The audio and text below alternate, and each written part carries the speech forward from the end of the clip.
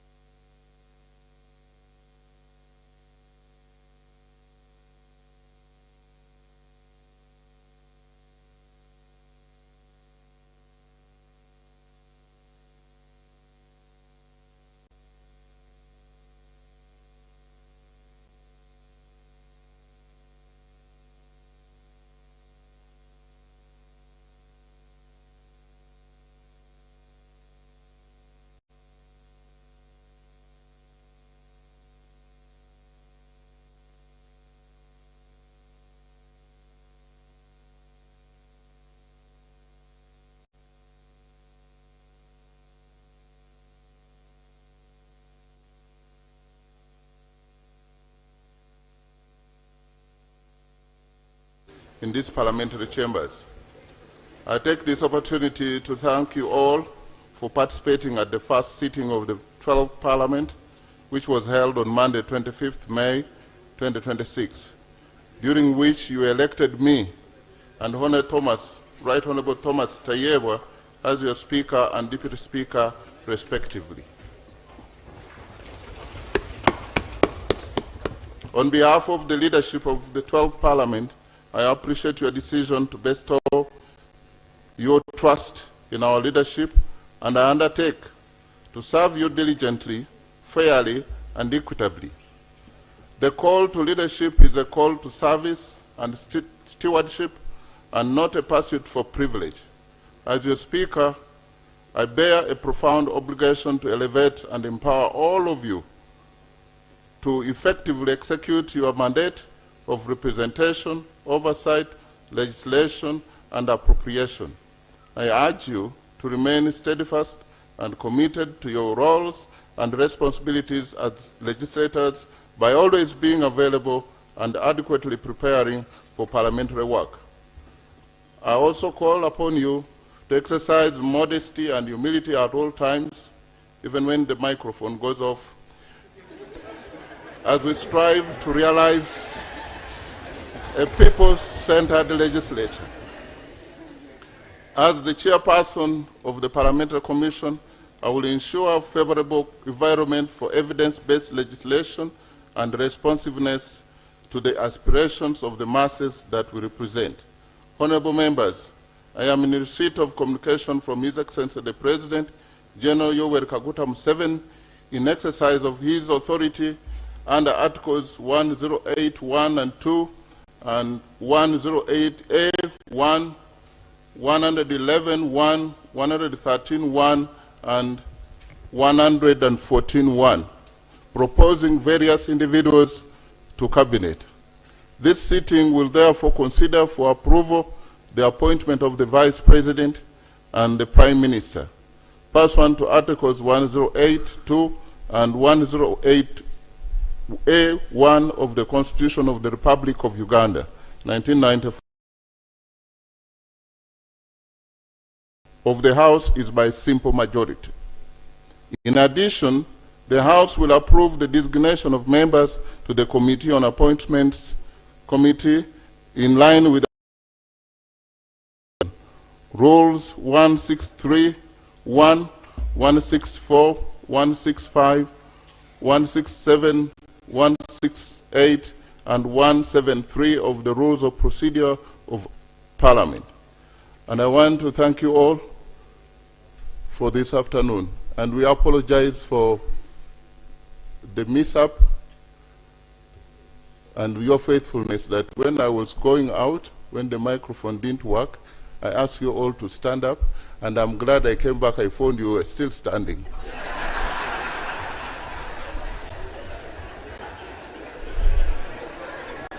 Thank you very much.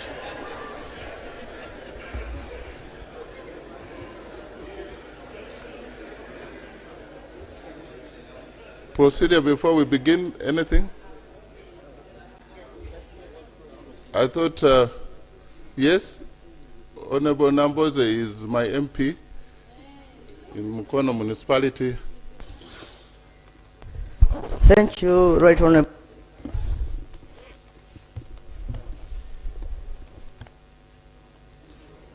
And this row, I'm being told on this row, the first and second row, you may not be able to access the microphone because of what happened was actually short-circuiting.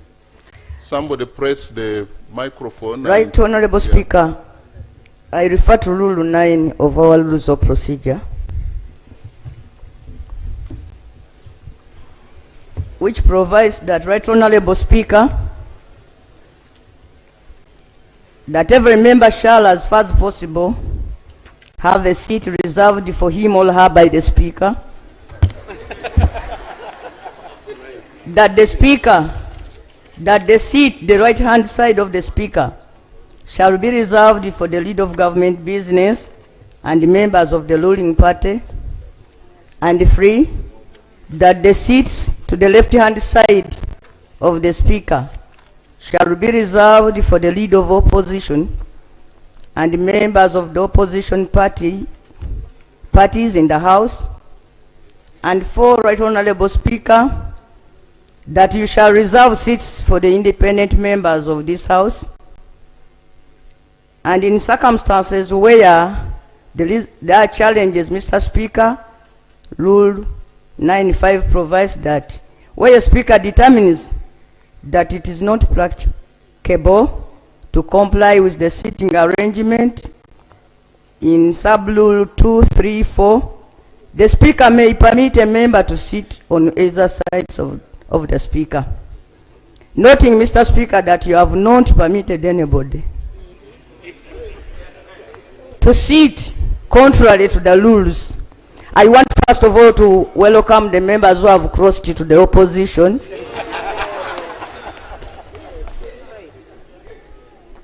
Because, Mr. Speaker, I did not hear you welcoming people, allowing people to sit on this side.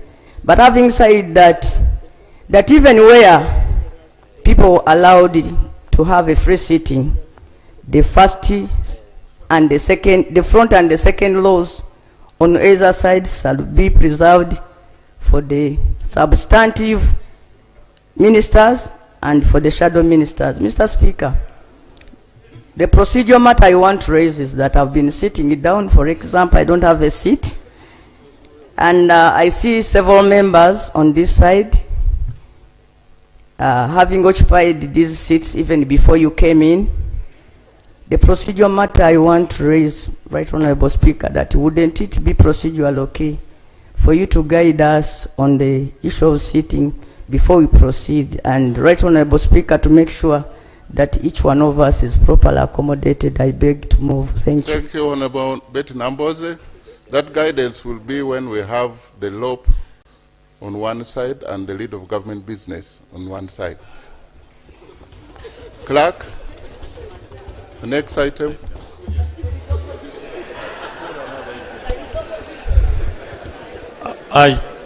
Item 3. Item 3 on the order paper.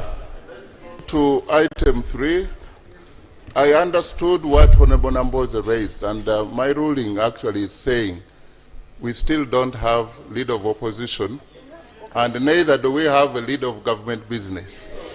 So why can't we start reconstituting the House? But please, let's go to item 3. Bishop, please.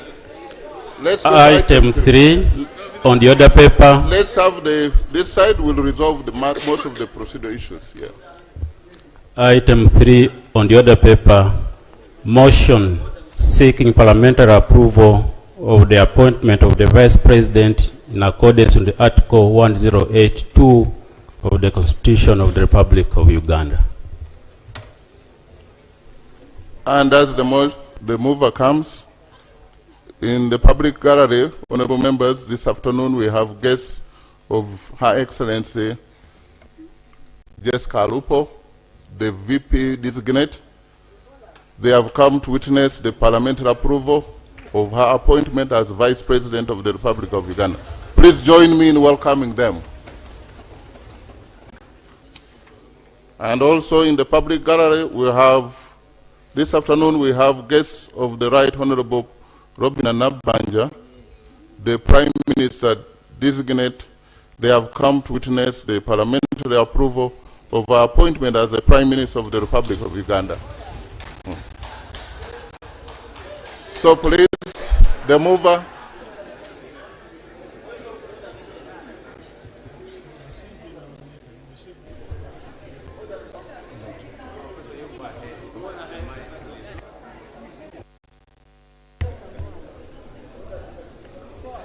Right Honorable Speaker. Honorable, the mover. Right Honorable Speaker, honorable members of the 12th Parliament. My name is Shema South constituency in this parliament. I am Speaker and privilege of moving the appointment of Honorable Alupo Jess Rose Epel, District Woman Representative, Katakwi District, as Vice President of the Republic of Uganda. I'm moving this motion under Rule 108, Clause 1 and Clause 2 of the Constitution of the Republic of Uganda and Rule 58 of the Rules of Procedure of this Parliament. Right Honourable Speaker, whereas Article 108, Clause 1 and Clause 2 of the Constitution of the Republic of Uganda provides that there shall be a Vice President of Uganda appointed by the President with the approval of Parliament by a simple majority. And whereas under Article 108, Clause 4 of the Constitution, a person qualifies for appointment as Vice President if the person possesses the qualifications prescribed for the office of President by Article 102 of the Constitution, being that the person is a citizen of Uganda by birth, is a registered voter, and has completed the minimum formal education of advanced level standard of or its equivalent. Aware that His Excellency the President of the Republic of Uganda has, in exercise of the powers conferred upon him by Article 108 of the Constitution, appointed Honorable Major Retired Alupo Jessica Rose Epel, District Woman Representative Katakwi District, as the Vice President of the Republic of Uganda.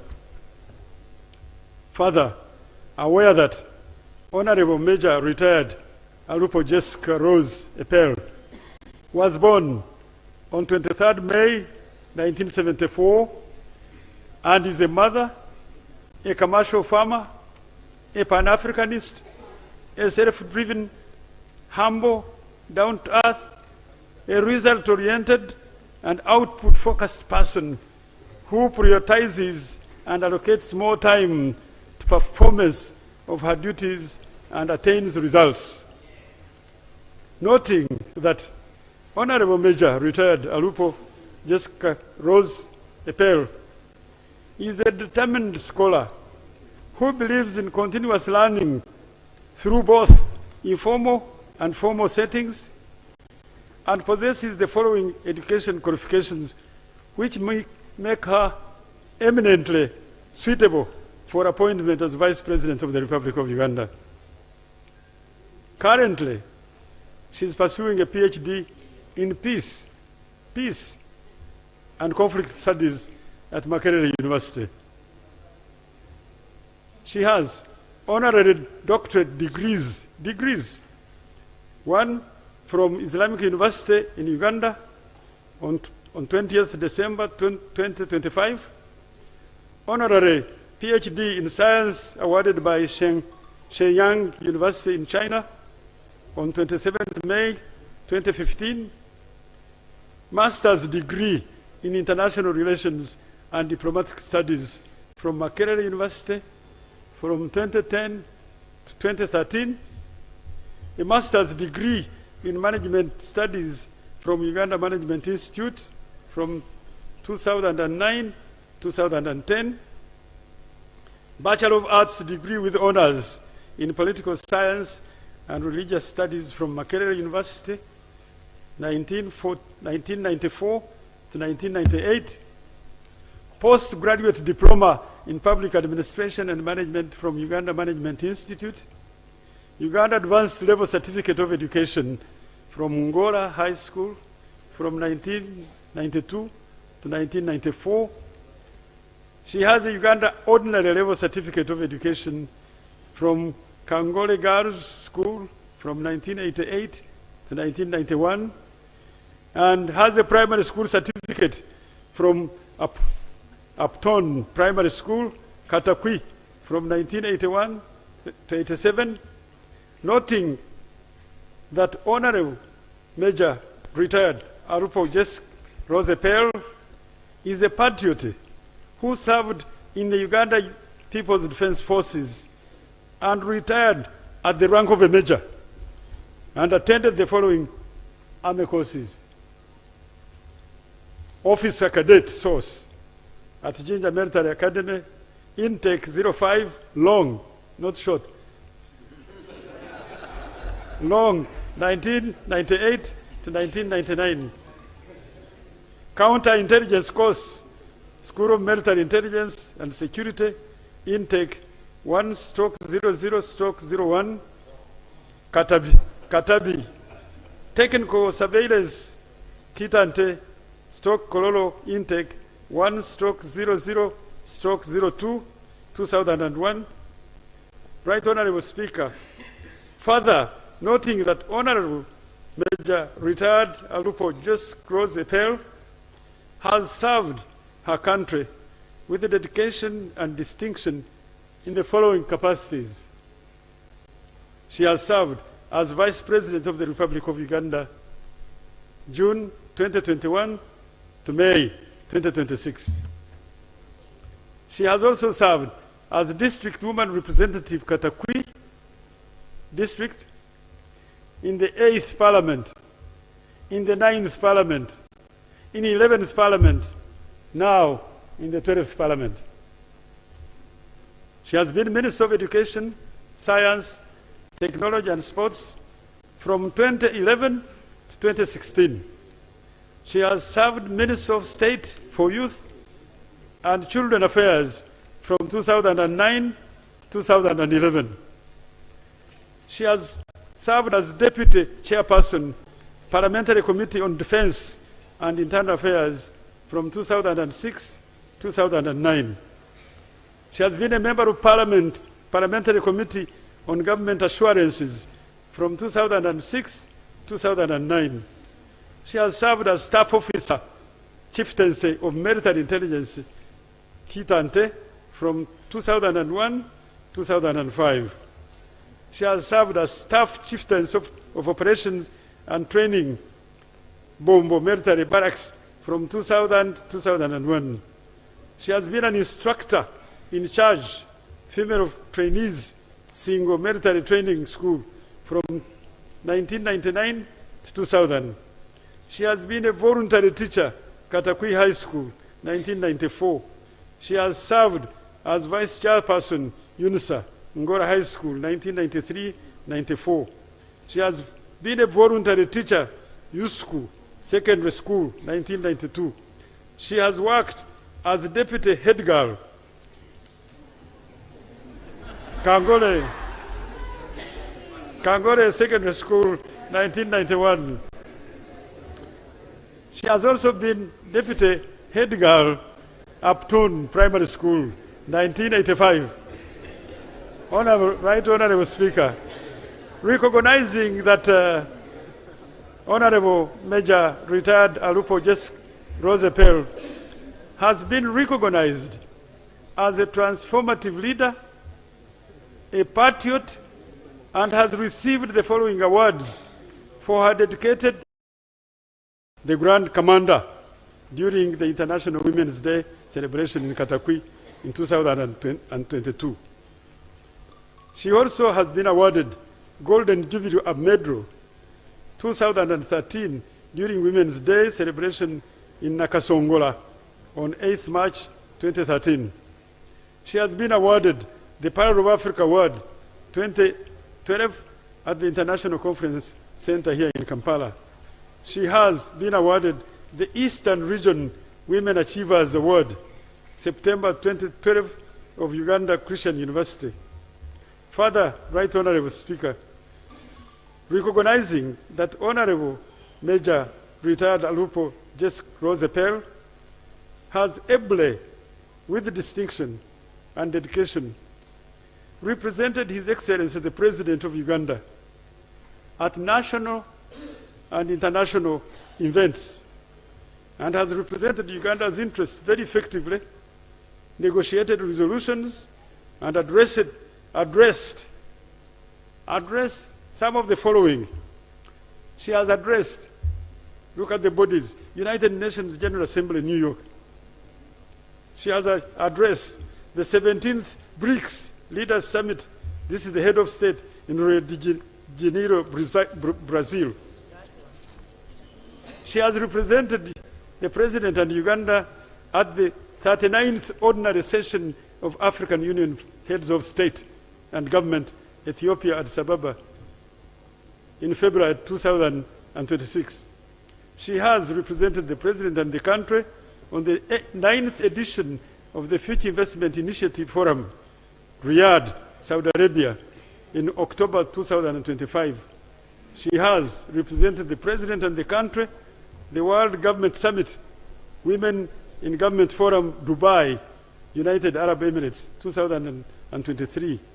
She has also represented the President and the country on 24th COMESA Summit at Heads of State and Government on the 7th to 9th October 2025 in Nairobi, Kenya. Right Honorable Speaker, appreciating that Honorable Major Retired Alupo Jess Rose Pearl is an accomplished author who has used her time to research into major issues affecting the well-being of the people of Uganda. And through this effort, she has done the following publications: Uganda and Integration of East Africa, a case, selected member states, and if you want a source, Makerere University, 2013. She has also published Employee Motivation and Employee Performance in the Telecommunication Sector in Uganda, a case study of MTN, a source, Uganda Management Institute. The Plight of Refugee Women in Uganda, a case study of Chiriandongo Refugees Camp, Chiriandongo District, source, Makerere University. Cognizant that the appointment of Honorable Major Retired Alupo Jess Rose Pearl as Vice President of the Republic of Uganda is subject to parliamentary approval as required by Article 108, Clause 2 of the Constitution. Right Honorable Speaker, now therefore be it resolved that Parliament, in accordance with Article 108, Clause 2 of the Constitution of the Republic of Uganda, approves the appointment of Honorable Major Retired Alupo Jess Rose Pearl, District Woman Representative, Katakwi District, as Vice President of the Republic of Uganda. Right Honorable Speaker, I beg to move. Thank you. Is the motion seconded? Seconded by... It is unanimous. Honorable Nabanja, Honorable Chodu, Honorable Frank, Lieutenant General Honorable Samu Kiding, and the whole UPDF, the whole entire House. Yes.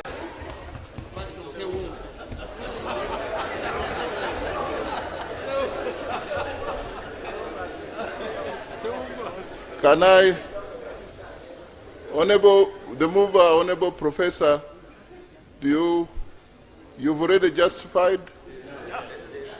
So I can call you a seconders? You can just... I'm ready to justify, yes. Yes, please. Thank you.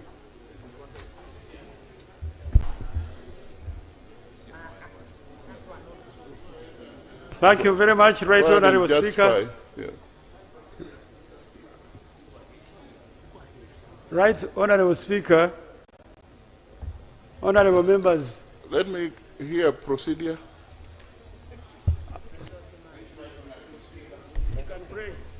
Right Honorable Speaker, I appreciate the move of the motion.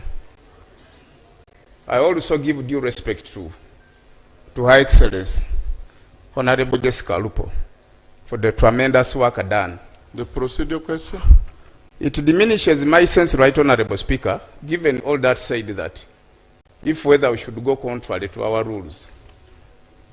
Right Honorable Speaker, Rule 86, particularly Sub-Rule 3 of our Rules of Procedure, in determining whether a discussion is out of order on the ground of anticipation, the Speaker shall have regard to the probability of the subject matter in anticipation being brought before the House within a reasonable time. Right Honorable Speaker, whatever has been brought in here in the motion. Which rule are you referring to? 86, Rule 3, Sub-Rule 3. Right Honorable Speaker, it's against debate in anticipation for any motion before the House. And whatever has been discussed in here, the trips, the representation, the academic papers, there is no any evidence here laid before table that it is accreditable. And should we debate and go on by anticipation, Right Honorable Speaker? Isn't it procedurally right that he accord us reasonable time for the move of the motion to present evidence of whatever is being discussed upon, so that this House recommends and approves, not in abeyance? I think the rule you cited is misplaced and irrelevant. We are not in anticipation. Because if you were to raise that, you should have asked from the communication of the chair. I'm the one who said I have received communication from the president. Please. Honorable Kamuntu. Honorable Kamuntu. Order, Right Honorable Speaker. Thank you very Mr. much. Speaker, point of order. On rule 88, Right Honorable Speaker, on the rules of procedure, there is a dress code that is meant for members of Parliament in the House here. Right Honorable Speaker, there is a member of Parliament who is seated in the second row and is not putting on a necktie. So, yes, it's a rules of procedure. Rule 88.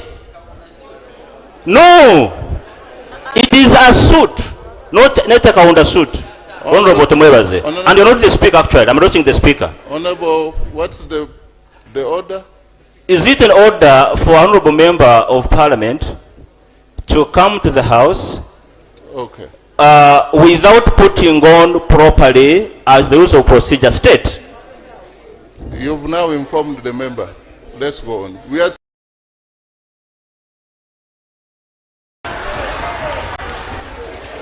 Thank you for conducting him.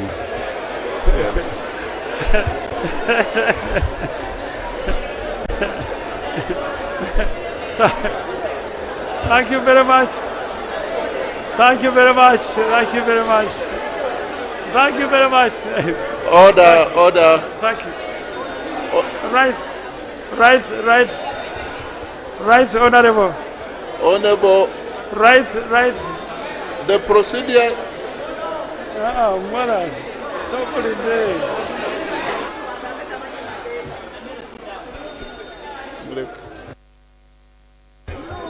Right Honorable Speaker, I'm raising a motion under Rule 61, and it's under point of privilege. It's very important. The High Excellency Jessica Alupo is a big inspiration to millions of girls out there. But in this document, and under the motion being moved, she's being referred to as honorable. She's supposed to be referred to as Her Excellency. This is important. I am kindly requesting, Right Honorable, that the mover of the motion Order. refers to the mover of the motion. Kindly refer to our most powerful woman as Her Excellency. Thank you. Order. Order. Honorable Minister, order. Hello. Order. On the move up, continue. Thank you very much.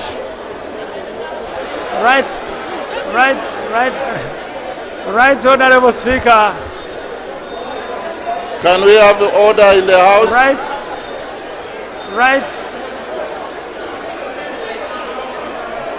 Can we have order?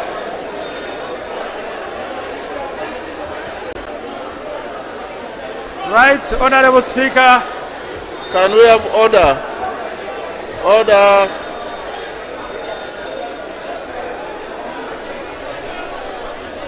Right, Honorable Speaker. Order. Right, Honorable Speaker. Audible, come on to Professor. Right, Honorable Speaker, Honorable members of 12th Parliament. Permit me to give a justification for the nomination of the Vice President.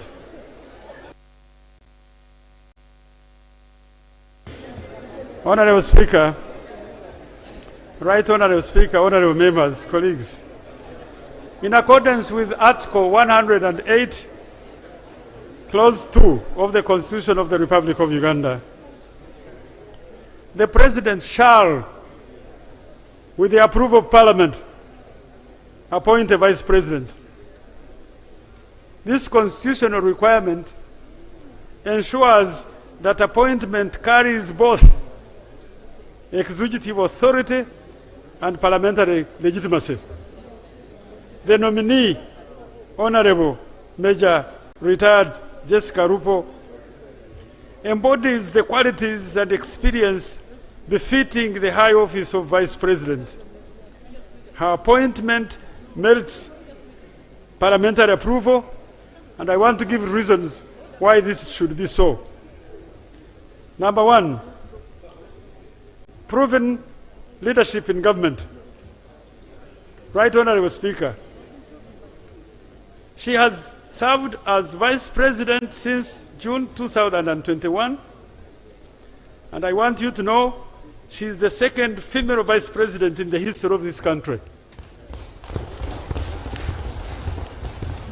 And let's admit it, for the President to be reappointing her for the second term shows that she has been tried, she has been tested, and she has been found worthy being a Vice President of this country.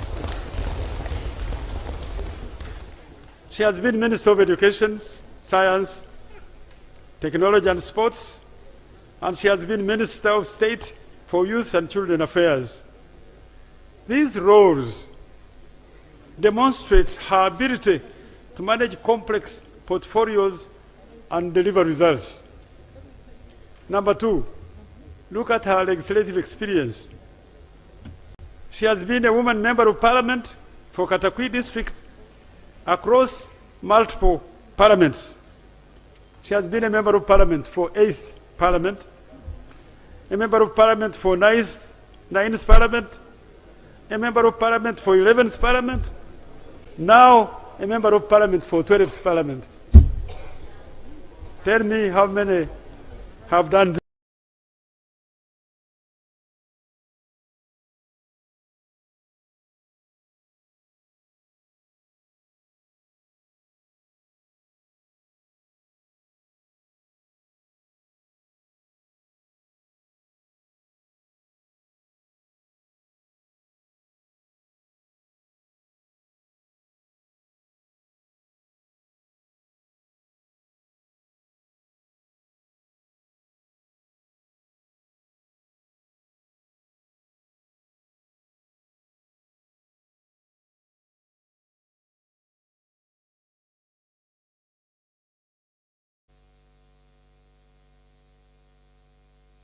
Consistently representing a PhD in peace, yes, and conflict studies, underscoring, this is the point, underscoring the commitment to continuous learning and conflict resolution. Now, on regional and international engagement, I want to point out she has addressed global platforms, and this is point.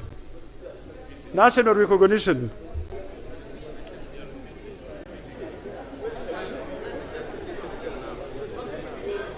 Right Honorable Speaker, let me give personal advice.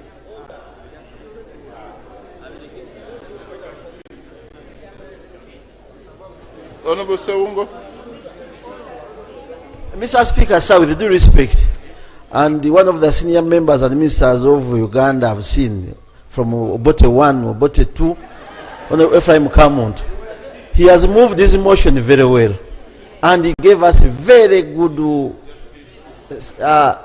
soft landing for passing this vice president, who is well known. But he's giving another repetition. Is he in order to continue repeating what he said before, spoiling the good soup he had prepared before?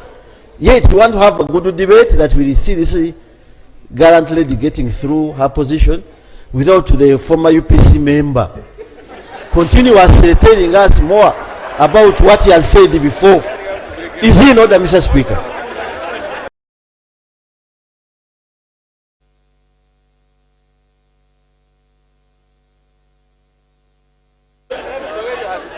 Professor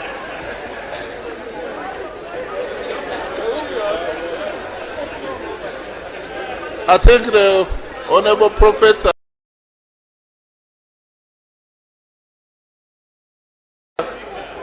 he was doing that for emphasis, but the Honorable Member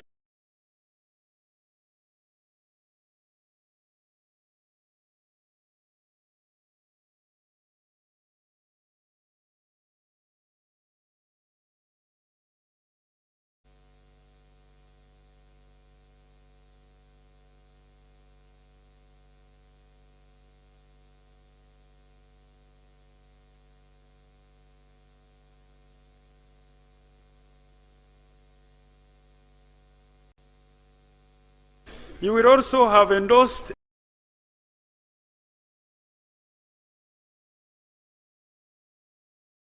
competence, integrity, and dedication to service of this country. Her track record, which I have enumerated, speaks volumes about her capacity to lead this country. I have enumerated, speaks volumes about her capacity to lead this country. Consequently, Right Honorable Speaker,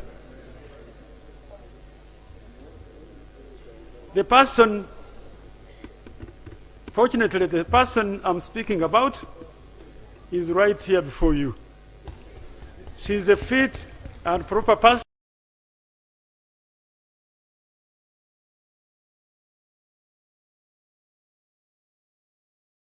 right here before you. She is a fit and proper person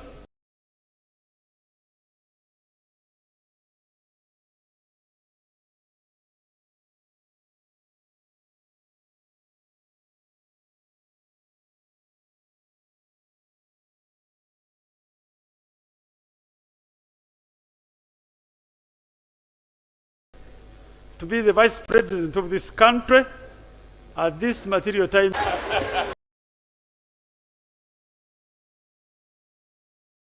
Thank you. Can we have the seconders, Honorable Minister? We have the seconders, Honorable Minister Kabanda and Honorable Amwaka Catherine and Honorable Ichodu David Calvin. I think we have 2 minutes each. Members are already ready to. Thank you, Honorable Speaker. Right Honorable Speaker. I think you all know Hajat Misa Kabanda, the MP for Kampala Central. Right, she's done in front of you. Right Honorable Speaker and honorable colleagues, in fulfillment of Article 108, Cap 2 of the Constitution of the Republic of Uganda, the President has appointed Vice President whose assumption of office requires the approval of this August House. Today we are called upon not only to uphold the Constitution, but also to affirm our collective commitment to effective governance and national stability. The nominee before us Honorable Major Retired Jessica Rose Alupo is a leader of proven competence, integrity, dedication, and dedication. Her record speaks for itself. She has served with this nation with distinction as Vice President since 2021, and prior to that as Minister of Education, Science and Technology and Sports, as well as the Minister of State for Youth and Children Affairs. In Parliament, she has represented the people of Katakwi district across multiple terms, contributing to legislation and oversight with diligence and patriotism. Her background in the military and security sector, including service in military intelligence and as an instructor in single training school, equips her with discipline and resilience, qualities indispensable for leadership at the highest level. Academically, she holds advanced degrees, as this Honorable Kamut has stated. Honorable Alupo has carried Uganda's voice to the world stage, addressing the United Nations General Assembly, the African Union, COMESA, BRICS, and other international forums. She has been recognized with national honors, including the Excellent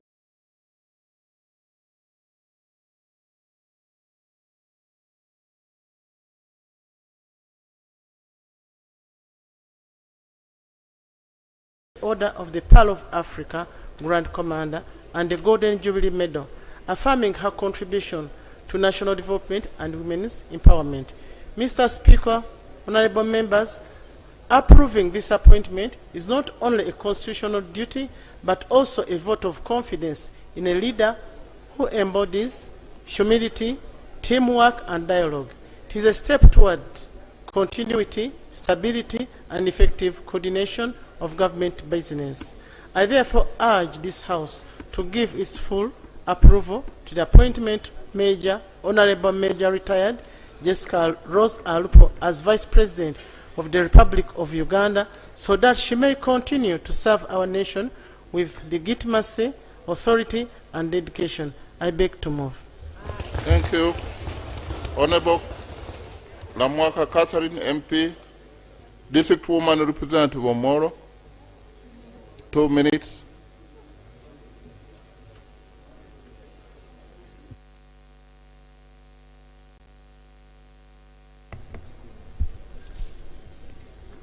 Right Honorable Speaker and honorable members, I rise to second the motion that has been moved for a resolution of Parliament approving the appointment of Honorable Major Retired Alupo Jessica Rose Pell, District Woman Representative, Katakwi District, as Vice President of the Republic of Uganda. Mr. Speaker, sir, the great lady, the great leader we are speaking about today, a lot has been said about her by the mover of the motion. I stand before you to second this motion and, as a way, ask us all to exercise our constitutional mandate that the Honorable Major Retired Jessica Rose Alupo Pell be approved as Vice President of Uganda. Honorable Major Retired Jessica Rose Alupo Pell is a prominent Ugandan politician, a former military intelligence officer who has served diligently, was a Vice President of this great Republic of Uganda from 2021 to 2026. She is best known for her historic leadership roles. Mr. Speaker, sir, her trailblazing career as a high-ranking female official in this country and her extensive military and educational background speaks for itself. Mr. Speaker, sir, and honorable colleagues, this is a distinguished leader.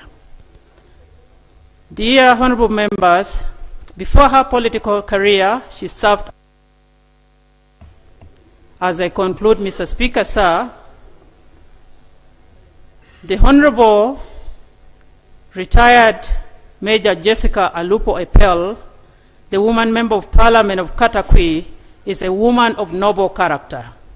I fully associate myself with the motion that has been raised to approve her as the Vice President of this great nation.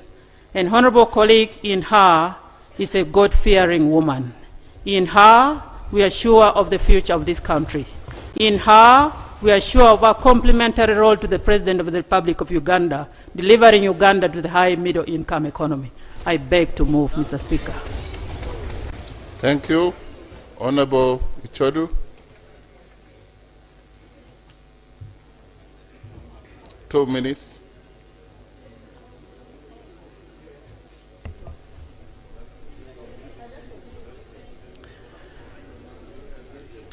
Honorable Right Speaker and honorable colleagues, I stand to second a motion for parliamentary approval of the appointment of Honorable Major Retired Jessica Rose Alupo Pearl as a Vice President in accordance with Article 108, Clause 2 of the Constitution of the Republic of Uganda. The nominee, Honorable Major Retired Jessica Rose Alupo Pearl, embodies the qualities and experience befitting this high office. She is a humble, result-oriented leader, a Pan-Africanist, a mobilizer of communities. She embodies the values of integrity, teamwork, and dialogue. Right Honorable Speaker and honorable colleagues, by approving this appointment, Parliament will not only fulfill its constitutional mandate, but also endorse a leader of proven competence, integrity, and dedication to the service of Uganda. Our track record assures continuity, stability, and effective oversight of the executive. I beg to move. Thank you.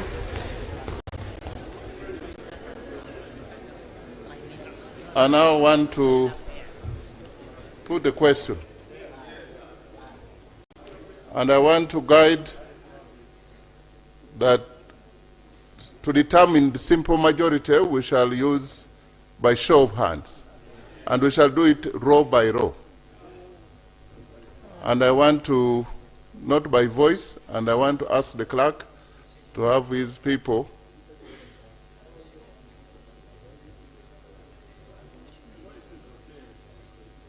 Mr. Speaker, I agree, I go with your decision, but we have a challenge. And that's why one time I wanted to raise a procedural matter. We have members in the gallery, and I don't know how they are going to be representing their voters. Something you never seen in this parliament. Maybe I would pray they also come down, they continue standing as others are doing, other than being guests in the gallery. That problem of space is everybody's problem and concern. And I want to tell you there is hope that in this next 5 years we should have our chambers completed. So I know that, so we have members of parliament who are in the public gallery because of space. So that's a genuine concern.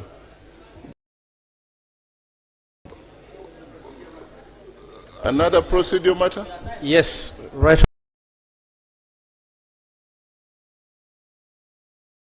Honorable Speaker, thank you so much. Why are the procedures coming more this way than this side? Right, Honorable Speaker, it is because the other side is eager to run through even without following certain procedures. Right, Honorable. Right, Honorable Speaker, my name is Patrick Nsambo Shabe. I represent the people of Kasanda North. I'm raising on a procedural matter, Right Honorable. This is a motion that has been presented to this House. My expectation is that after the motion, after the secondment, there is some debate about the matter, Right Honorable. But Right Honorable Speaker, why I rose up on a procedural matter, I saw you going direct to putting the question, yet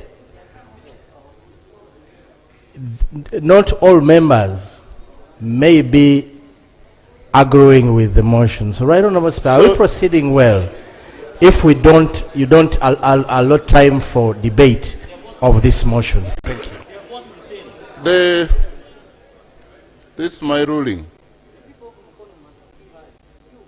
When the mover was moving the motion, there was a complaint this side that we are delaying the decision, the approval. And I didn't want the speaker to be accused of delaying this process. But if Honorable Msamba, you have an objection to the motion, move. You can debate. You can say what you have to say. But also, the word of caution, some exercises, you should restrict yourself when it is an exercise in futility.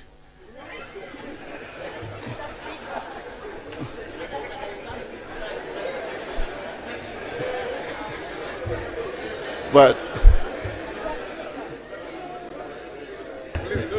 yes. Thank you, Right Honourable Speaker. Yes, Wakiso.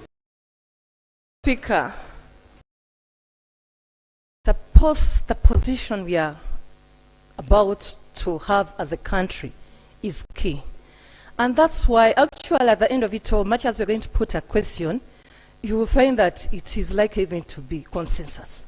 But that aside, and my matter I'm raising, given that I'm a shadow minister of gender designate, and I comfortably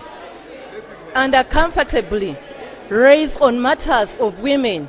Right Honourable Speaker, may your office, the way you've assured us on academic matters that you've already got the papers answered, may your office also assure us on the matter of birth, of citizenship of the person we are talking about, because elsewhere we've been seeing some names who have got dual citizenship. So for us to get clarification and for us to go for this question well, we also request you assure us on all qualities and we shall be comfortable. I thank you.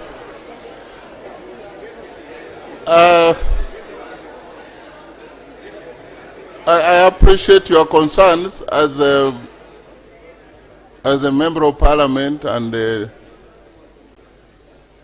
I would be glad, and this house would be glad, for you to counter the motion. They've moved a motion indicating she's Ugandan, she studied in Ugandan. If you have a contrary information, bring here.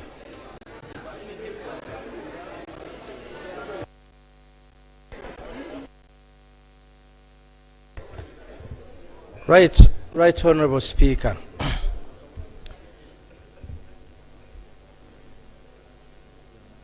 Right Honourable Speaker, debate in this House should really not be about those who are against.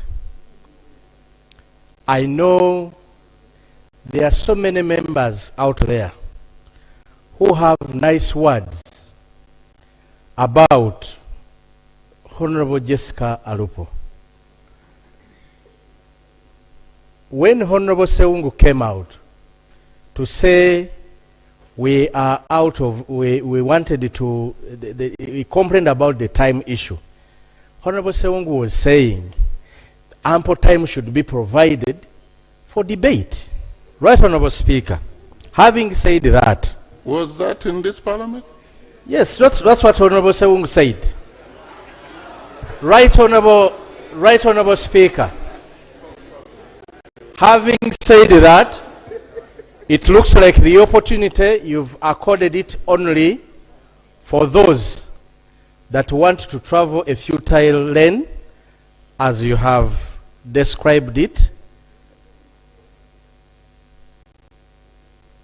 And I want to say one thing, that the Vice President... You have my permission to say two things. Thank you very much, Right Honourable Speaker. Right Honourable Speaker, the two things you have permitted me are these. The Constitution of the Republic of Uganda creates the office of the Vice President. And it sets out clearly the roles of the Vice President.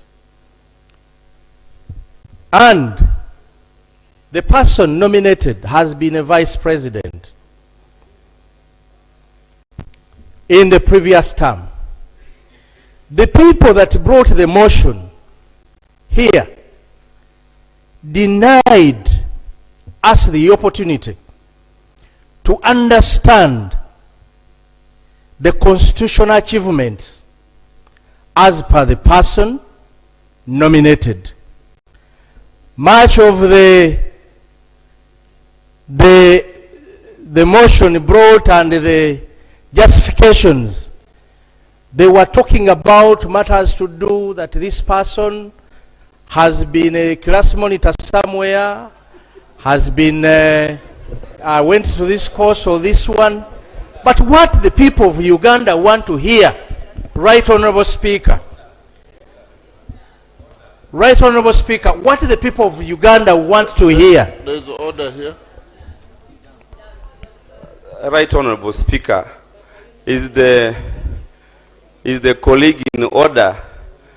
My name is Opoloto Kwalanga Simon Peter, representing Kanyumu County. Right Honorable Speaker, is the colleague in order to start lying to us that the seconder and the nominator mention anything to do with class monitor anywhere? We did not hear that. Right Honorable Speaker, is he in order?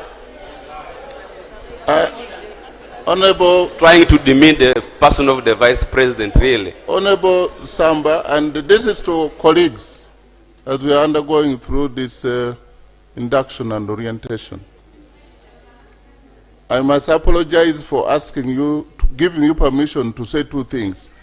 I'm sure this last one is, the second one is not what you were prepared to say.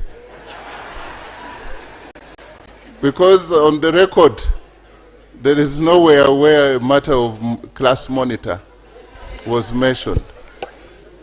And honestly, I thought as you rose, you would do, is a senior member of this house, and I thought you would be substantive enough, either for or against. But now hearing him, I do not know whether he's for or against. Why don't you allow the motion, a question to be put, so that we have a vice president? Because I also have this side. Would you be, because by the time the leadership of any organization fronts a person, like the leader of opposition, if it's to be designated, the speaker is talking.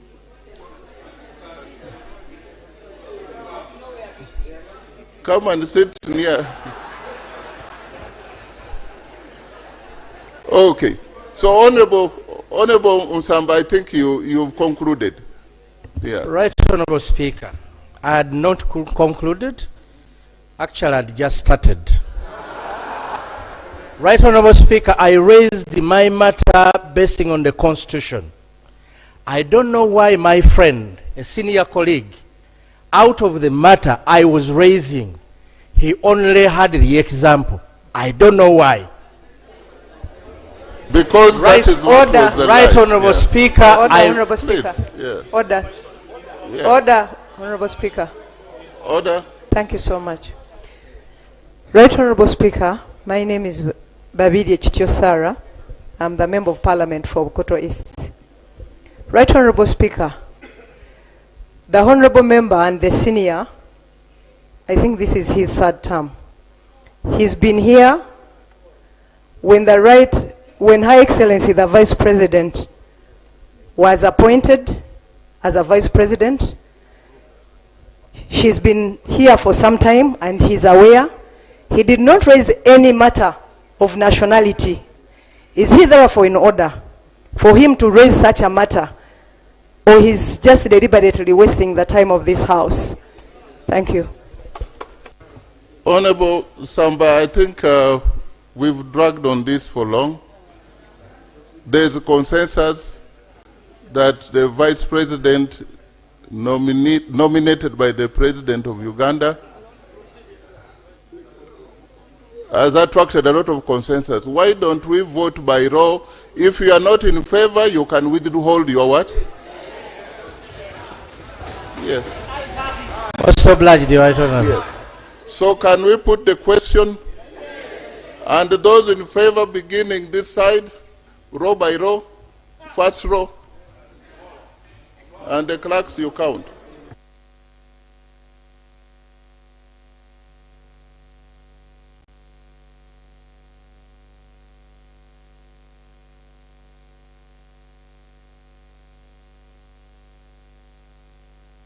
Second row.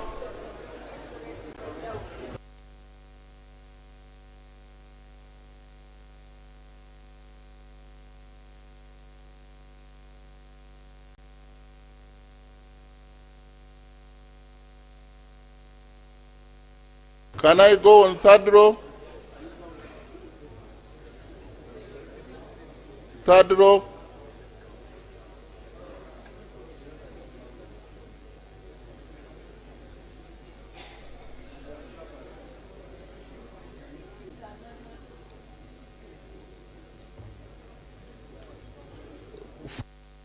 Fourth row this side. You're raising your hand in favor of the motion. That means you are saying yes.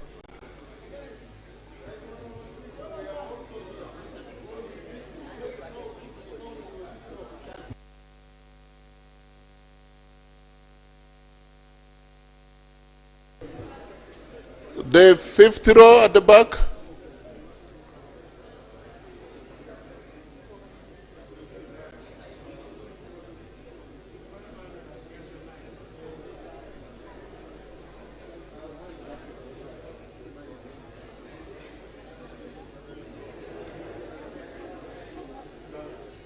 And the rows in front of the speaker.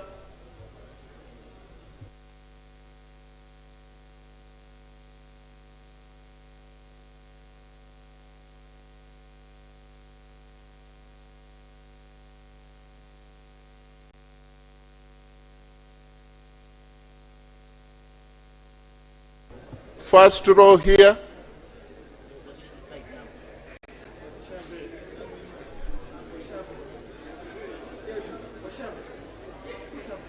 Keep until I announce another row.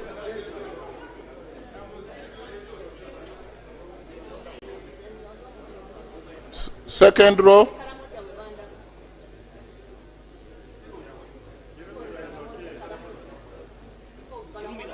Keep your hands up until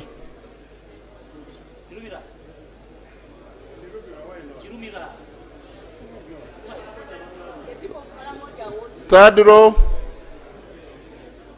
Those standing, you can first hold on. I will take another count. So if you are in the gallery and you want to vote, please, you come down.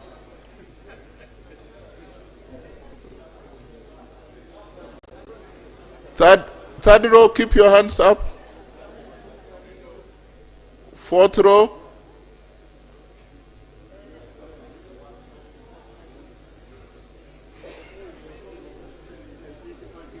Yes. And the fifth row at the back.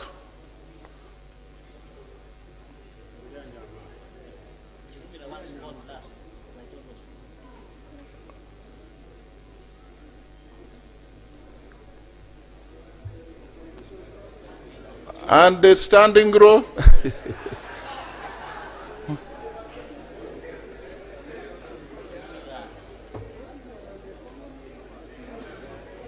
Okay. You are voting for approval of the Vice President, just in case you just came in.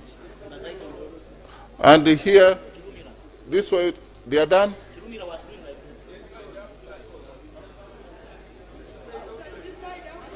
There are these who have just come. Honorable Sis Namujo and the group, and Honorable Msasizi, and Honorable Ngola, and Busia municipality. Show the hand, show the hand. It's not anything that we want, there is a winner or loser. It's just a requirement for simple majority for those who are present, which I know it has already superseded.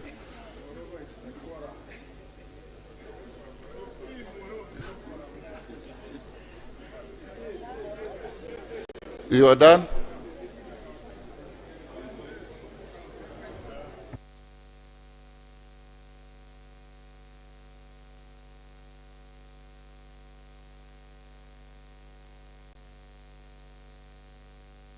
I know Honorable Rone is in the gallery. I can see Honorable Faith, Honorable Catherine Achola, Honorable Charity. I can see Honorable Brenda, Honorable Nangoli Mbali. There are several. This is overwhelming.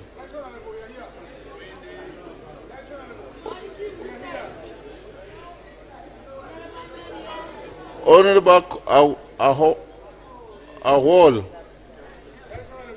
Betty. Yes, Honorable Segumire.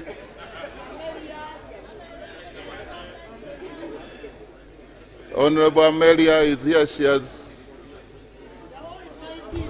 Oh, okay. So can we?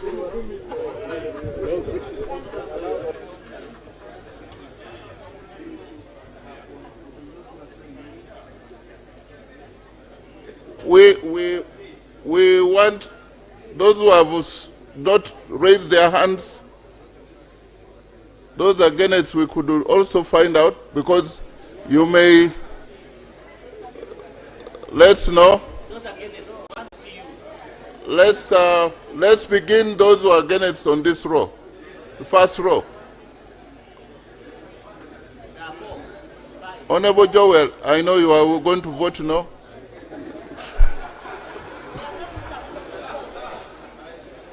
Yes, you count. The first row, no. Those who are opposing the Vice President.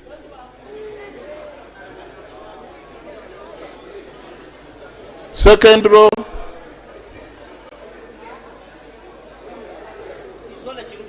Second row, Honorable Chirumira and the rest. Third row. Third row, there is no hand. Oh. Fourth row. Fourth row, nobody. Fifth row. Those standing this way and the other side. The other side, there are two. Okay, this side. This side.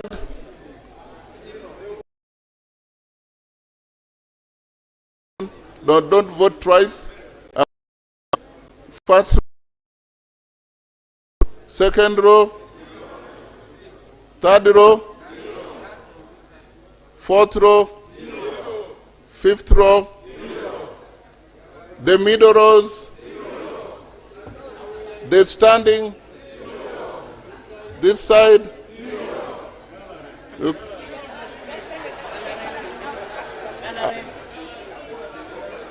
And those who are abstaining,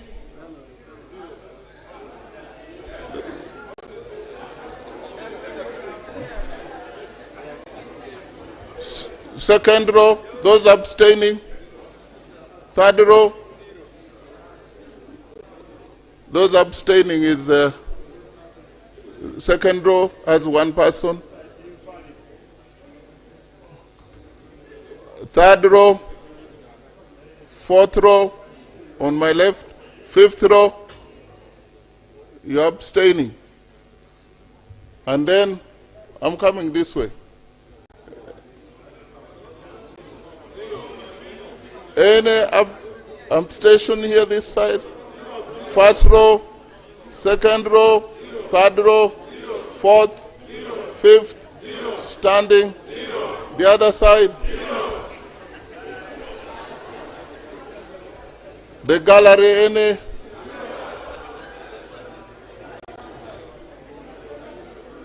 That's what democracy demands, that we make everybody to participate.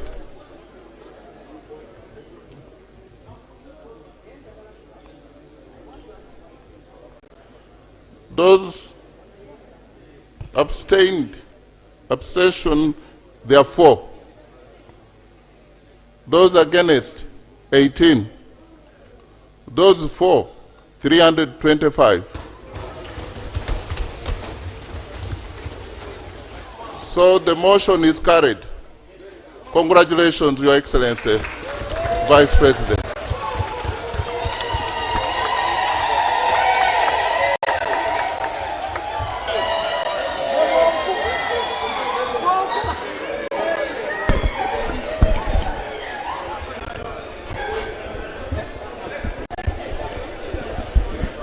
Next item.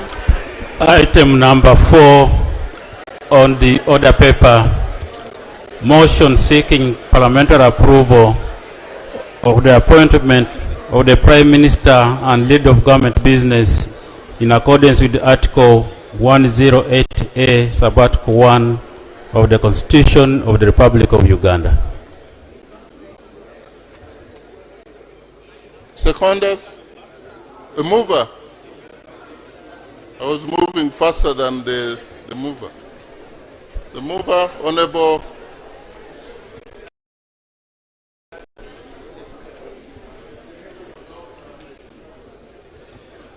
Ruth Acheng Ochero, District Woman Representative, Lira City. You have about 5 minutes. Thank you, Right Honorable Speaker.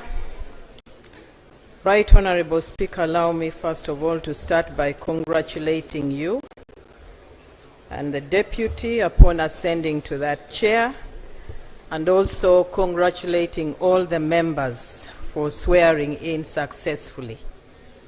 Like you have said, Dr. Jane Ruth Acheng is my name, the woman MP of Lira City, and I rise up to move a motion for a resolution of Parliament approving the appointment of Honorable Nabanja Robina, District Woman Representative, Kakumiro District, as the Prime Minister and Leader of Government Business in Parliament. Under Article 108A of the Constitution of the Republic of Uganda and Rule 58 of the Rules of Procedure of Parliament. Whereas Article 108A, subsection 1 of the Constitution of the Republic of Uganda provides that there shall be a Prime Minister who shall be appointed by the President with the approval of Parliament by simple majority from among members of Parliament or persons qualified to be elected members of Parliament. And whereas under Article 108A, subsection 2, Part A of the Constitution, the Prime Minister is the leader of government business in Parliament and is responsible for the coordination and implementation of government policies across ministries, departments, and other public institutions, and performs such other functions as may be assigned to him or her by the President, or as may be conferred to him or her by the Constitution or by law. Aware that His Excellency the President of the Republic of Uganda has, in exercise of powers conferred upon him by Article 108A, subsection 1 of the Constitution, appointed Honorable Nabanja Robina, District Woman Representative, Kakumiro District, as Prime Minister and Leader of Government Business in Parliament. Noting that Honorable Nabanja Robina possesses the requisite qualifications for appointment as Prime Minister as set out in Article 108A, subsection 1 of the Constitution, since A, she's a citizen of Uganda, having been born on 17th December 1969 at Kamusenene, Nkoko Town Council, Kakumiro District. B, she's a registered voter in Kakumiro District. And C, she completed a minimum formal education of advanced level standard and obtained the following academic qualifications. She's a PhD student of public administration, specializing in monitoring and evaluation from Nkumba University. She holds a Master's of Arts in monitoring and evaluation from Nkumba University, Entebbe. She has a bachelor's degree in democracy and development studies from Uganda Matters University. She holds a diploma in democracy and development studies from Uganda Matters University, a certificate in audit management from ESAMI, Arusha, Tanzania, certificate in policy formulation and management from Islamic University in Uganda, certificate in leadership skills and management from Uganda Management Institute, certificate in leadership, economic management and transformation from Nali Chankwanzi, Uganda Advanced Certificate of Education from St. Edward's, Bukumi Senior Secondary School, and Uganda Certificate of Education from St. Edward's, Bukumi Senior Secondary School. Further noting that Honorable Nabanja Robina has the necessary experience to execute the duties and functions of the Office of the Prime Minister, having held the following key positions of responsibility in Cabinet, Parliament, and in the local government of Uganda, including Prime Minister of the Republic of Uganda and Leader of Government Business from June 2021 to May 2026. B, Minister of State for Health in charge of general duties. C, Parliamentary Commissioner in the 10th Parliament. D, Treasurer of the NRM Parliamentary Caucus in the 9th Parliament. E, District Woman Representative, Kakumiro District from 2021 to date. Sorry, from 2011 to date. F, Resident District Commissioner for 10 years, serving in the districts of Palisa, Budaka, and Busia. G, Deputy Resident District Commissioner, Palisa District. H, District Councillor, representing the people of Nkoko Sub-County in the Chibale District Council, and Secretary for Health and Gender, Chibale District.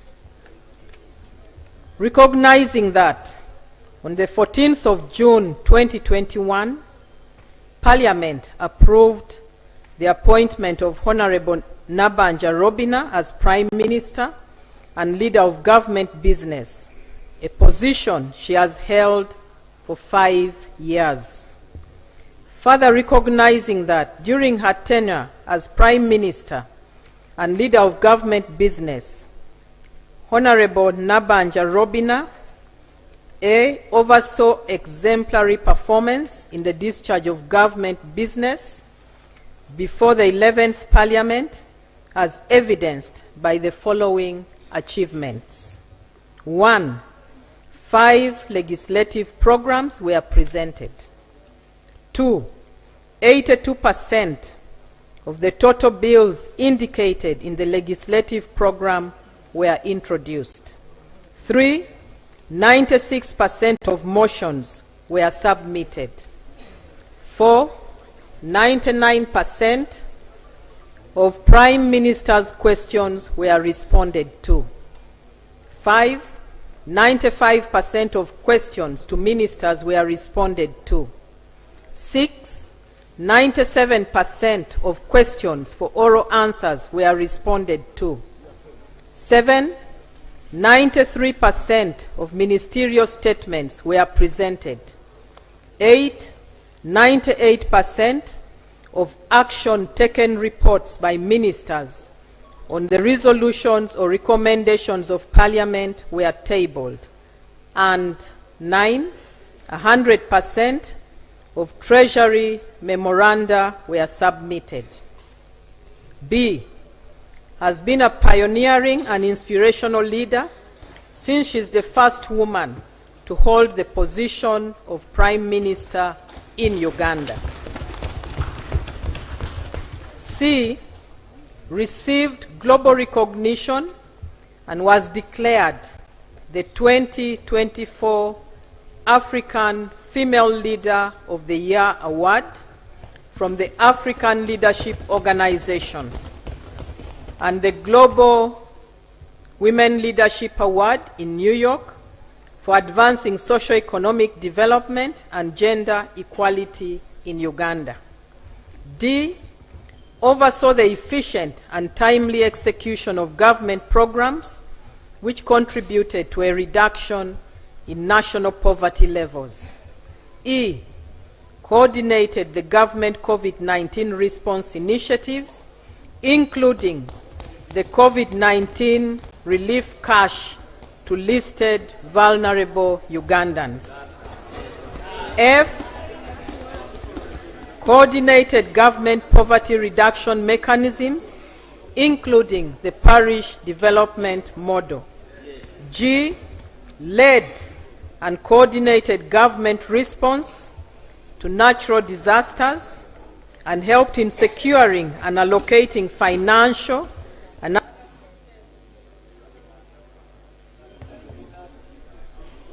led and coordinated government response to natural disasters and helped in securing and allocating financial and other assistance to high-risk, disaster-prone districts. H. Has been a hands-on mobilizer, known for her active, grassroots-oriented approach, and she has been widely praised for traveling directly to rural communities to monitor government projects and ensure disaster relief reaches intended beneficiaries.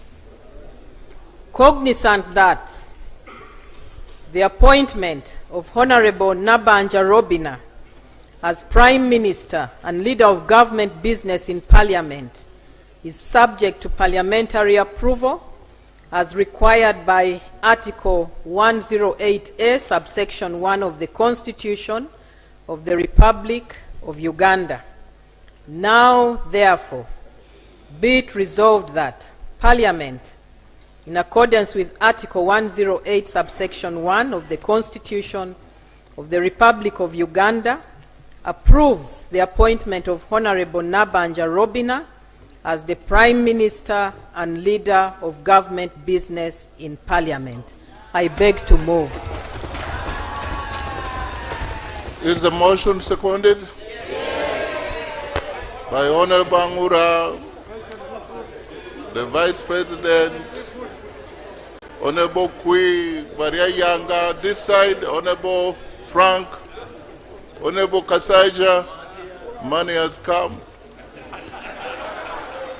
Honorable Kavuma, Honorable this side, Honorable Fungaro, Honorable Wakida Patrick, Honorable Joanna Chom, Honorable Wino Nicholas, Tororo County North. The whole house. Honorable Call. So can you just fight briefly? This house is ready to take a decision. So don't delay the... Right, Honorable Speaker and honorable members. The justification for approving Honorable Robina Nabanja as Prime Minister and Leader of Government Business is centered on her proven track record of strict government oversight, extensive administrative experience, and grassroots mobilization. Honorable Nabanja has steadily built an impressive public service resume, as elaborated in the motion that I read. She has had a rigorous academic trajectory, from foundational democracy studies to advanced monitoring and evaluation. This has equipped her with the exact analytical, policy, and oversight skills required for executive governance. Honorable Nabanja has a very extensive executive and legislative experience, having been the Prime Minister of Uganda since 2021 and served in the Parliament of Uganda since 2011 to date. This extensive tenure has given her direct insight into the socio-economic needs of rural communities. Her other roles as Minister of State for Health, General Duties, and as the Parliamentary Commissioner in the 10th Parliament, among many others, have provided her with vital management and hands-on administrative experience. Honorable Nabanja's consistent performance in the 11th Parliament solidified her role as leader of government business. Through the regular tendencies of the House, she provided direct accountability, added legislative inquiries on service delivery, and maintained crucial coordination across cabinet ministries. During the mandated Prime Minister's question time, she regularly responded to oral and written inquiries regarding national policy and service delivery. She also promptly responded to pressing national issues raised by members of Parliament. Through her effective cabinet coordination, she ensured that ministries remained answerable to the electorate and the legislature. The Right Honourable Nabanja, as the foregoing Prime Minister, has had a marked grassroots proximity. She brought the office of the Prime Minister closer to the rural population by frequently taking services and relief directly to the vulnerable communities to ensure equitable distribution. The specific example here is when she made telephone calls directly to follow up government mobile money transfers to urban workers during the pandemic. She has also championed grassroots poverty alleviation programs, such as the parish development model aimed at wealth creation. Additionally, the Right Honourable Nabanja has been employing a hands-on approach of directly monitoring local governments and touring remote projects. This strict and close on-the-ground oversight approach to government business has ensured that public funds are actually used for community development.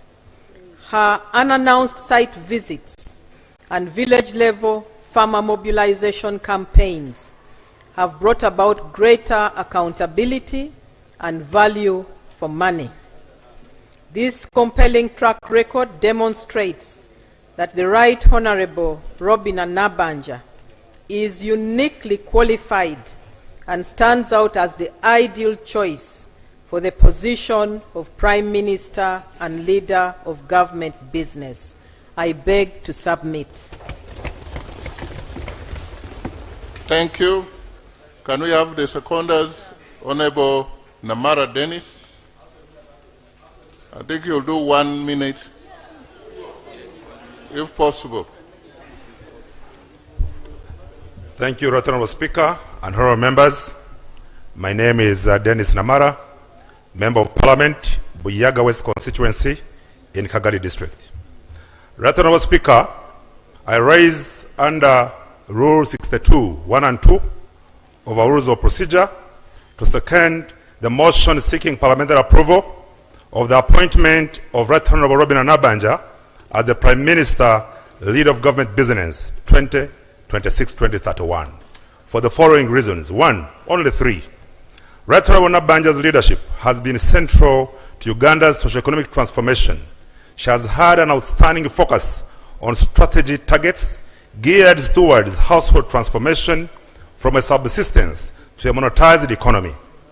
Her leadership championed anti-poverty flagship initiatives, most notably the parish development model, which contributed to reducing poverty levels across the country. Number 2, Right Honorable Nabanja has great experience in international and regional leadership. Her capacity to guide international policy is validated by her chairing of the United Nations Africa Regional Forum on Sustainable Development, among many other international involvements. 3, and lastly, Right Honorable Nabanja Robina is an astute hard worker.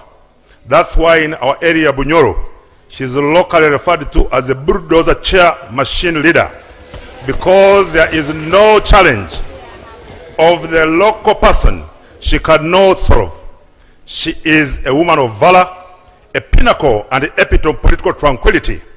She does not circumambulate around challenges of the common man while executing her work, but rather she circumvents them with absolute precision. Right Honorable Nabanja is not a political demagogue in the way she executes, but rather a true stateswoman of our time. Right Honorable Speaker, honorable members, these proven capabilities clearly show why the Right Honorable Robina Nabanja is the right choice of the Republic of Uganda to be approved by this Parliament as the Prime Minister and leader of government business. I beg to submit, Right Honorable Speaker. Thank you. Next, Honorable Nyakun, Esther Davinia, District Woman Representative Nakapiripiriti. Thank you, Right Honorable Speaker. Colleagues, my name is Esther Anyakun, and I'm the Woman Member of Parliament from Nakapiripiriti District, that is in Karamoja. I want to join my colleagues to congratulate you, Right Honorable Speaker, together with the State Deputy Speaker and all members here. Congratulations for joining the 12th August House. Right Honorable Speaker, I'm here to make justification for the motion seeking the parliamentary approval of the appointment of the Right Honorable Robina Nabanja as Prime Minister, leader of government business. Right Honorable Speaker, honorable members, I would like to second the motion by anchoring on these highlighted key achievements and high-profile international honors that Right Honorable Speaker Nabanja received while she was in office as Prime Minister from between 2021 to 2026, and that is the Global Inspirational Leadership Award 2024, that's as an African Female Leader of the Year 2024. Right Honorable Speaker, that is a very inspirational achievement for all prospecting women under this roof and in the country. Right Honorable Speaker, honorable members, these prestigious global honors demonstrate that Right Honorable Robina Nabanja tenure of Prime Minister was not only impactful, that also marked a notable international recognition and leadership which spans a major global platforms and multilateral organizations. This award not only elevated Uganda's global standing, but also demonstrated her effective leadership. She made very significant international by amplifying the voices of all global South and championing sustainable development. Consequently, it is evident that the Right Honorable Robina Nabanja possesses executive qualities that need to excel as Prime Minister and leader of government business. Colleagues, Right Honorable Robina Nabanja, I worked with her under her leadership, and she's a superintendent of hard working in this country. She is, and she has interpersonal skills. That one's very high pro max. She's intrinsically motivated. I think we saw what every speaker said here. She moves, she'll leave you behind. You either follow her, or she'll always lead. Right Honorable is a very kind-hearted person. I've worked with her, and she's very reliable and dependable leader. So I beg to move the motion and second it. We all support Right Honorable Nabanja Robina to be our next Prime Minister, and we work with her. Thank you so much. Thank you.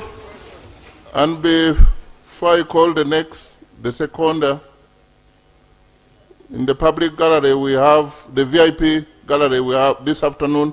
We have Honorable Chiwanda Godfrey Subi, Chairperson, National Consultative Forum for Political Parties and Organizations. And also we have Honorable Musamali Mwasa Paul, member of the East African Legislative Assembly. They have come to observe the proceedings of this House. And we also have in the public gallery this afternoon, we have Honorable Ayo Patricia Ilubu, Deputy Speaker, Soroti City. She is represented by Honorable Chom Alobo Joan, and the Honorable Atan Moses Okia, and the Honorable Ichodo David Calvin. Yes. Please make them welcome. The next seconder, Honorable Senior Counsel Frederick Ruhindi, MP Nakawa Division East constituency.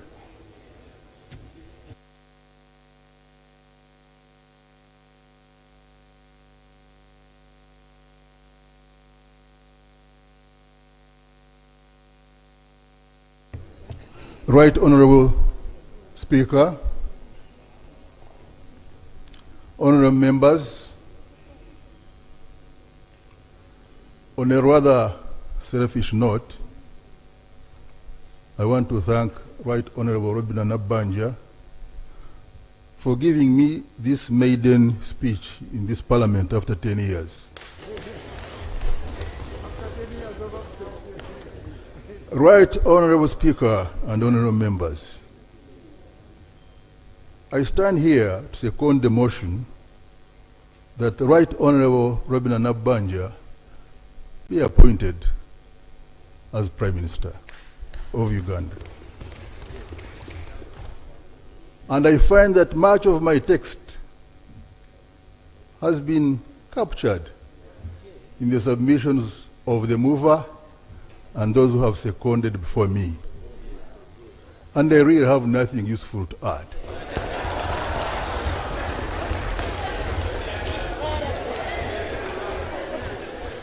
Suffice only to say one thing,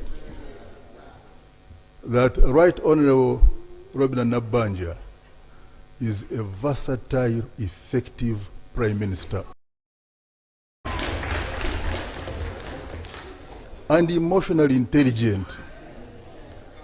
She knows how to handle public affairs, and that's one of the greatest challenges we have got in the management of public affairs in our country.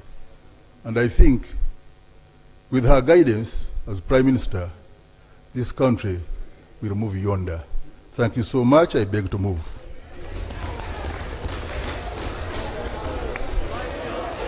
Thank you. I say Honorable Sewungu. Honorable Fungaro.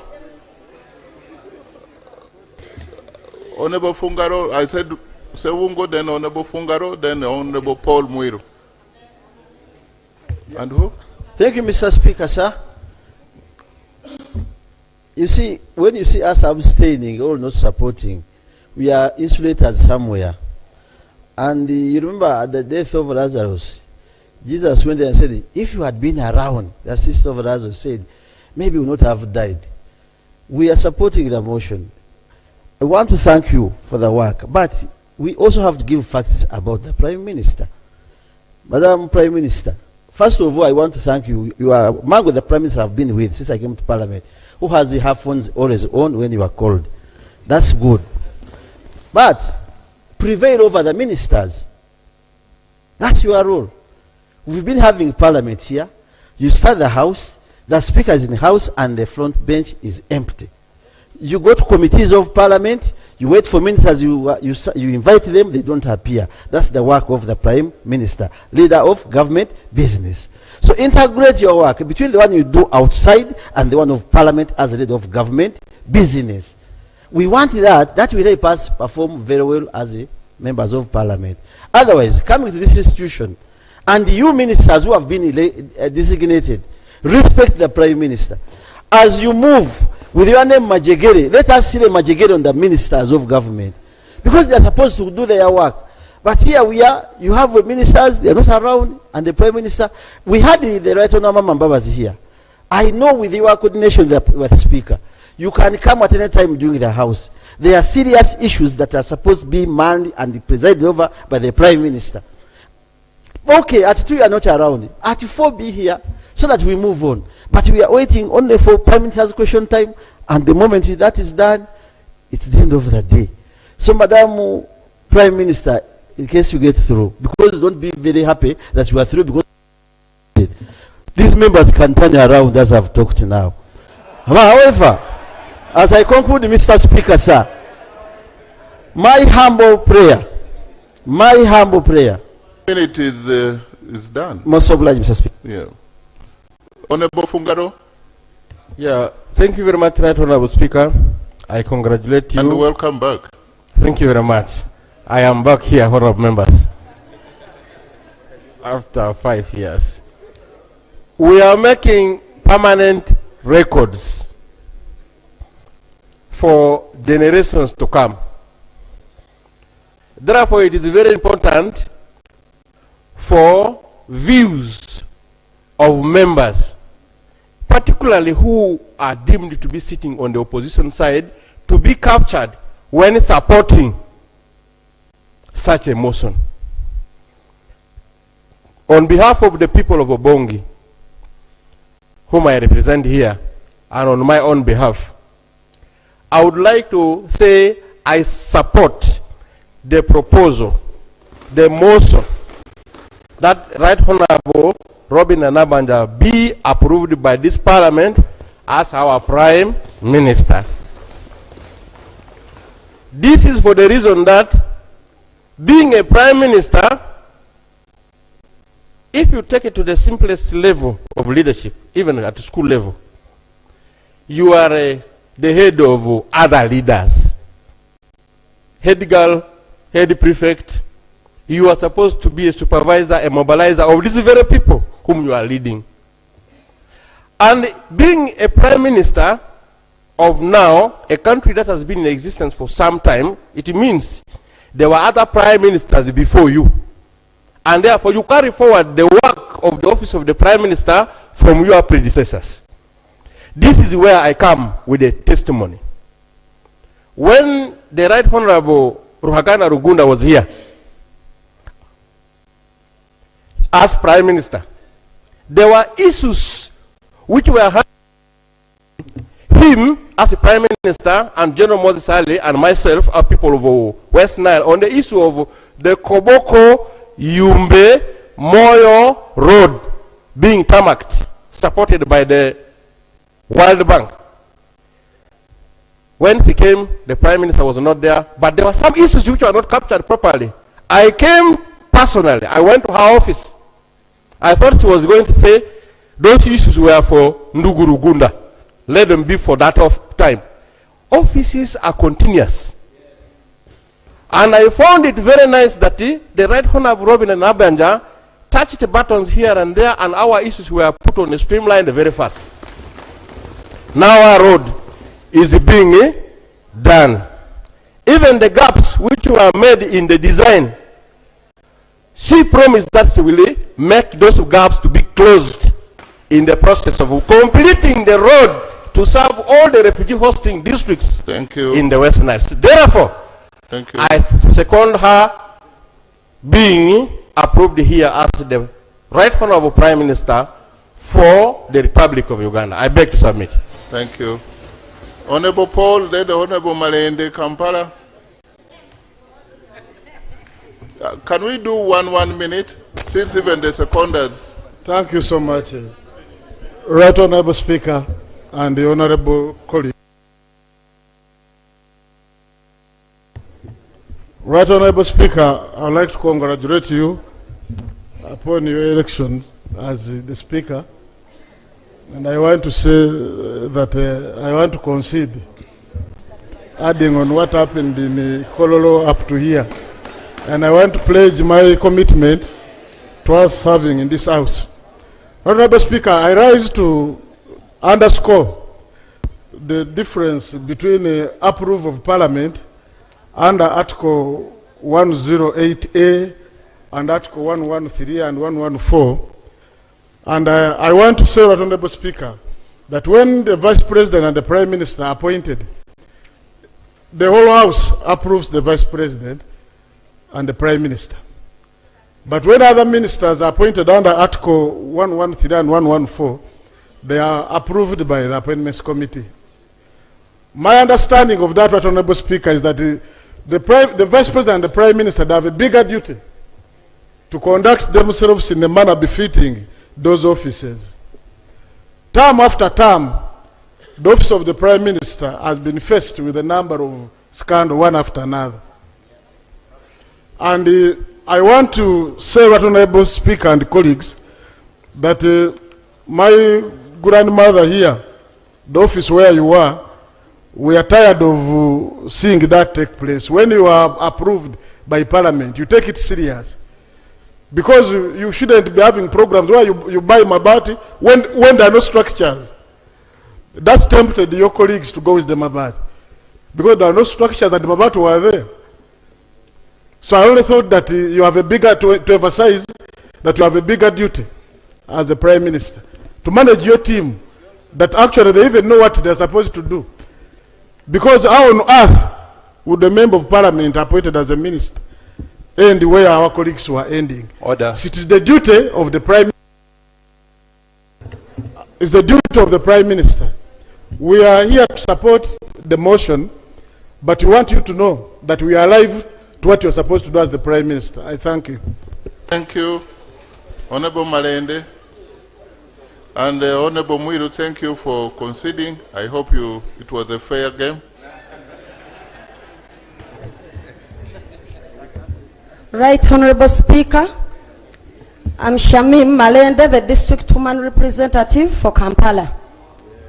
Right Honorable Speaker, under Article 108A, Clause 2, the Prime Minister shall be the lead of government business in Parliament and be responsible for coordination and implementation of government policies across ministries, departments, and other public institutions, and may also perform any other duties or functions assigned by the President or in line with the Constitution or the law.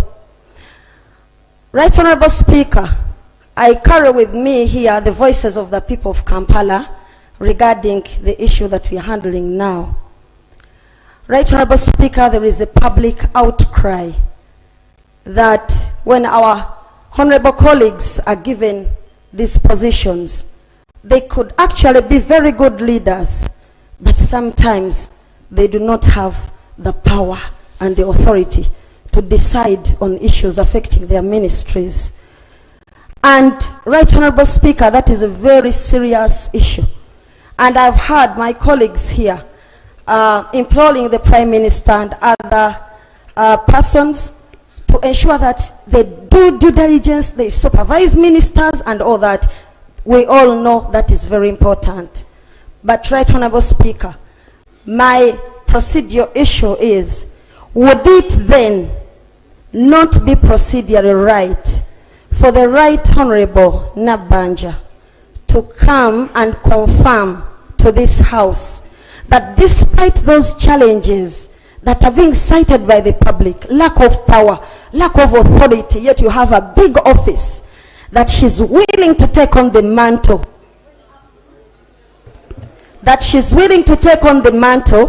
when approved by this House, yet those challenges may still exist.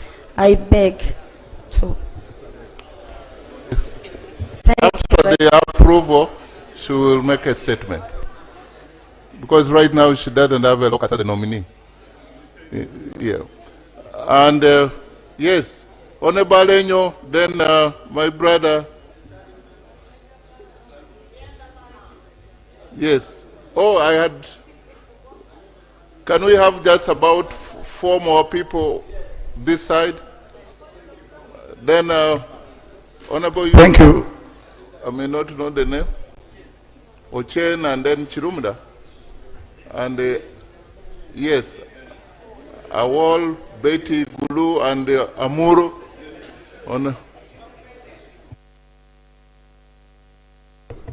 Thank you very much, Honorable Speaker. I want to congratulate the Vice President and in supporting the nomination of the Prime Minister, I'm Honorable Marshall Alenyo. I represent the people of Jonam County in Pokwach and I'm independent.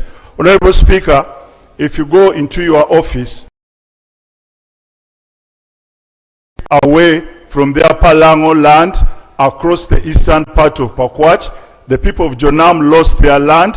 Up to now, all those women you see running with fish and Onang Nang used to stay across Pokwach. The then Prime Minister, the late Honorable Apollon Sibambi, wrote a directive about the people of Jonam going back to their land. I want you, in your next term, as the Prime Minister of this beautiful country, to look at that directive, though I support your nomination. Thank you very much.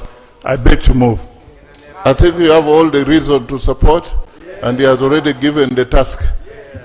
Yes, one minute. When you're really, now I want those who are opposed. Yeah. Because if we are speaking, because we want to put a question, we need to not just save time, but we need to be relevant for the record. Yeah. Right Honorable Speaker, members of the August Assembly, my name is Uchen Geoffrey, Member of Parliament for Kyoga North constituency in Amolata District. Right Honorable Speaker, I associate myself with the motion moved. As a member of Uganda People's Congress district, and at the time when the district was being submerged by the water levels of Lake Kyoga and Lake Kwania, the Right Honorable Prime Minister visited the district.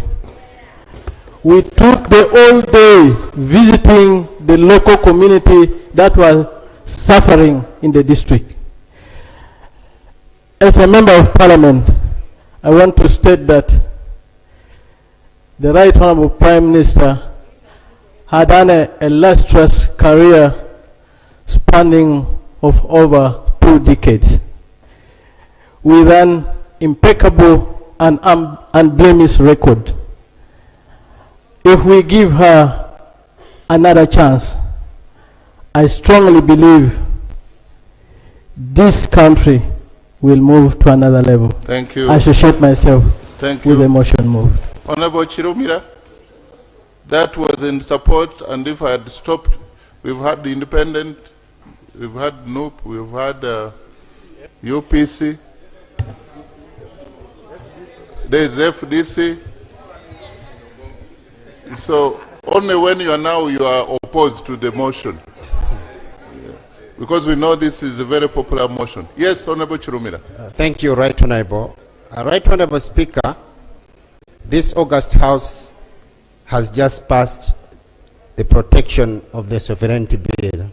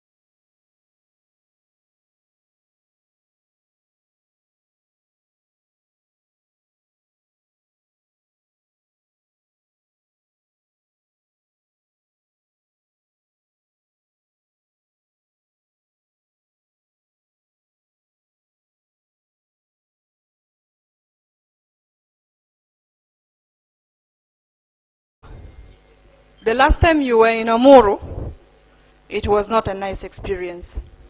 I pray you come to Amuru to finish and peacefully finish what you started.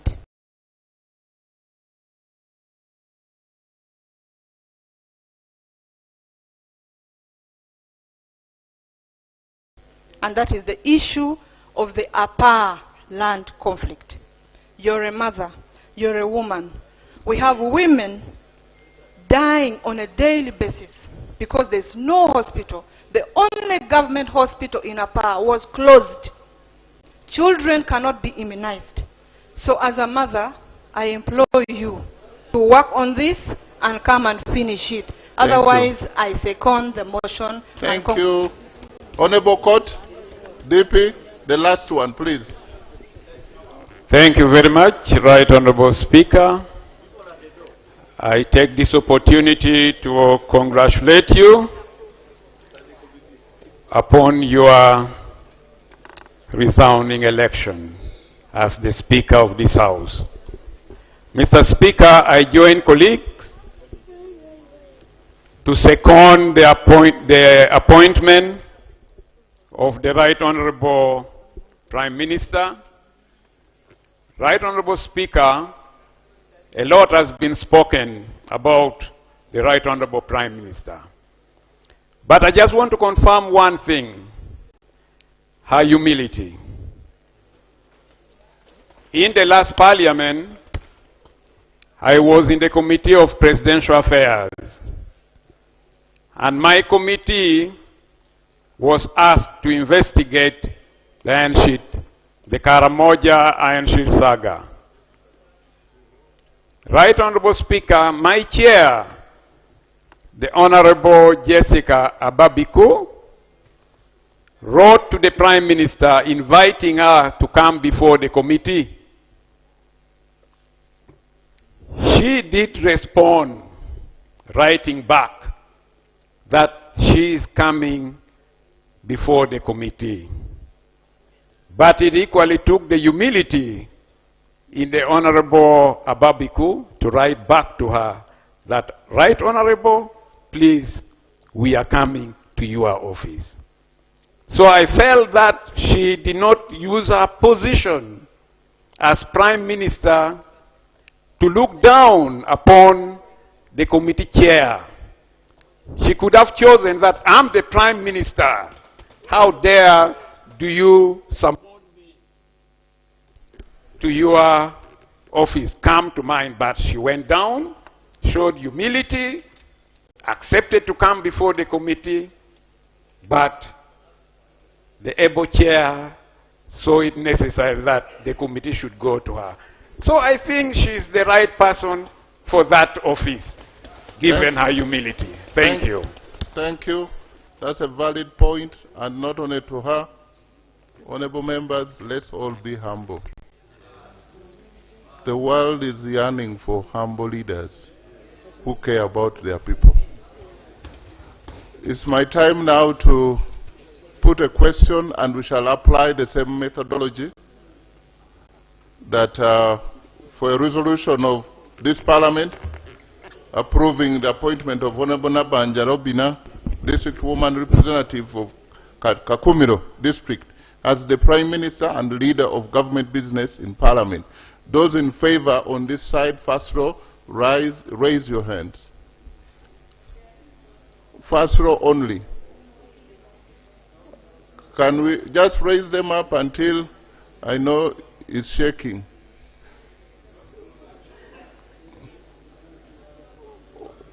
Who is that?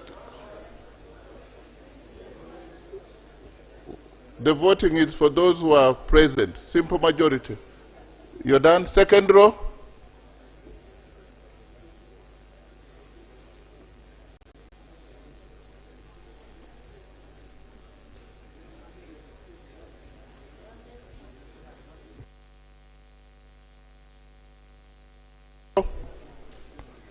Third row.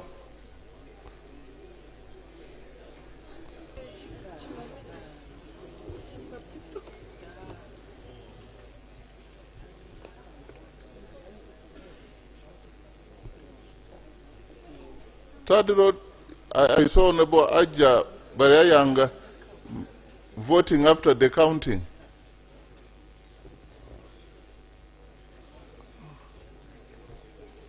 Honorable Medina, have you voted? Okay. Keep your hands up.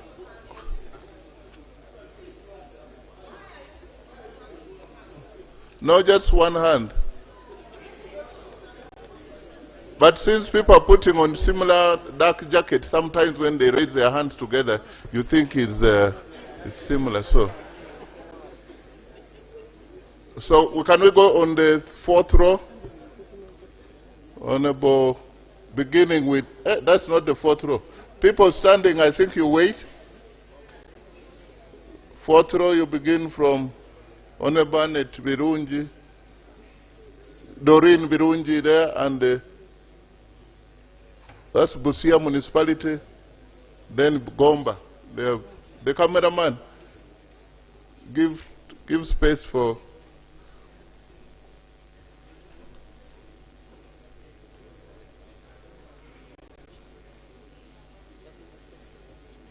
Okay, fifth row. Those standing don't vote. You'll vote differently. The team of Honorable Sise.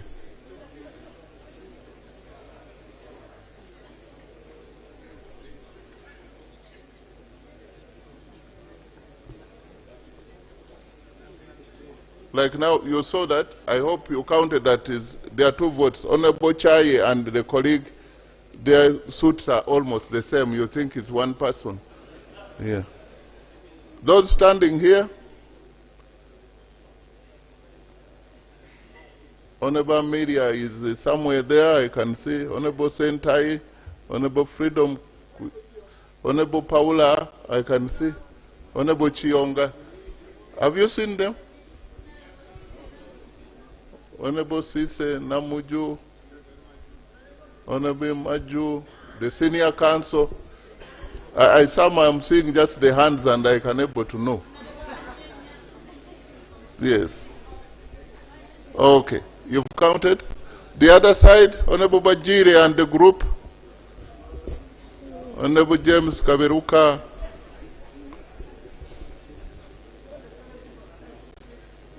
Honorable Fono Pondo. He says he's the MP for the elderly, but not for the old.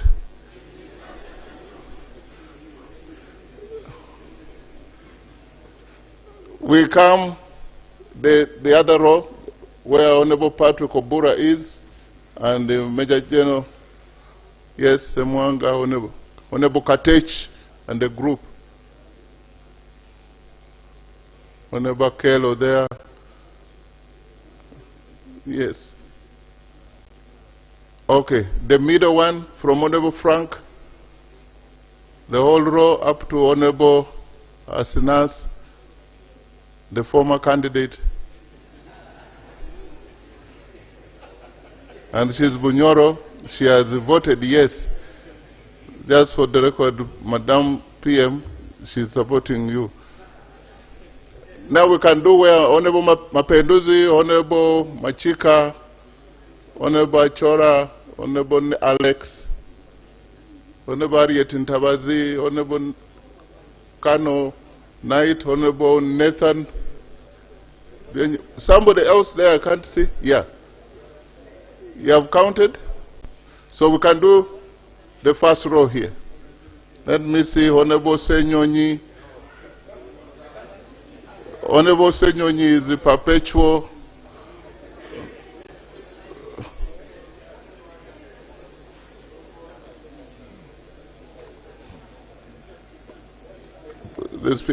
The speaker is only taking note. Yes, and he has one MP and is voting positively. Second row.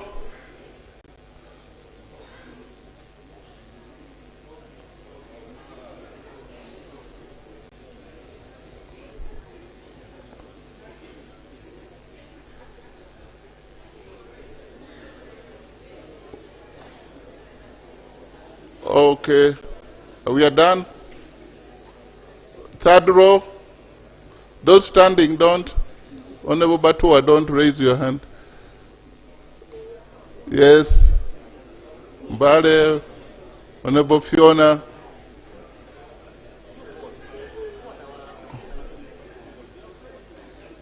There's a hand the other side. Dr. Tumo, are you seeing? Where are you beginning from? Okay. Are you done? Fourth row.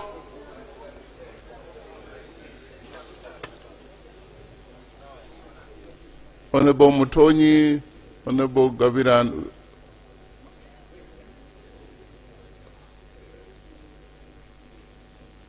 Boheju, Honorable Drito Martin, welcome back.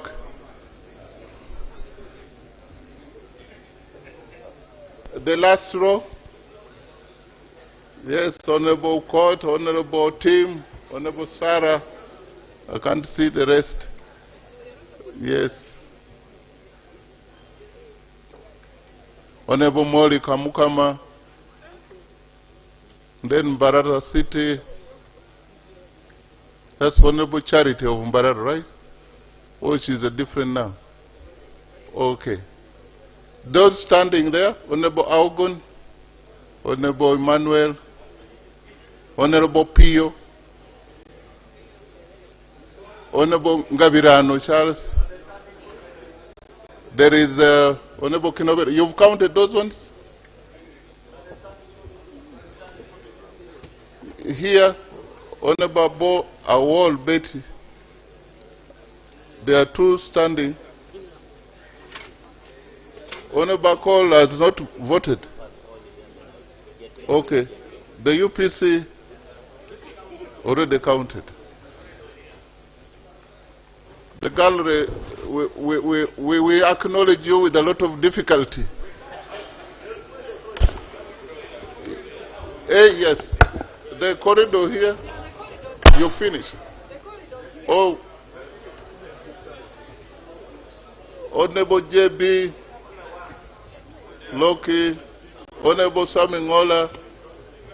Apparently, Honorable Samingola couldn't get a fitting seat. We have to look for it. Yes. So, you've counted this one? Okay. Yes. Honorable Cece's team is back. Clerk, this problem must end. We should find a solution. Everyone is elected to sit comfortably in the house. Yes. The voters are looking for their MPs and they can't see them. Yes. Okay. Those against? Those against the motion? There are three only. Yeah. First row, those against? Let's do it properly. Second row, those against? Third row, those against? Fourth row, those against? Fifth row, standing over the other side? Standing this way? In the middle? The back door? The back there? The first row here? Second row? Third row? Fourth row? Fifth row? Even Butebo? Butebo. And those standing, 0. Gallery, 0. Sorry?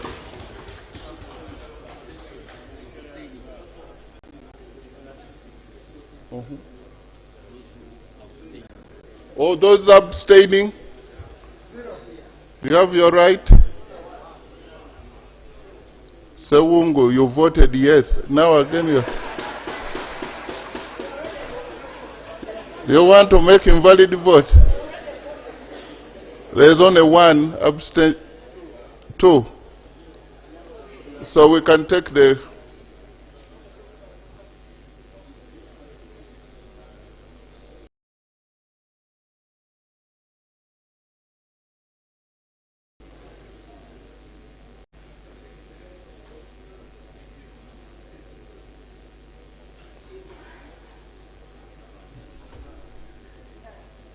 at least this vote is better than what we went through from Kololo.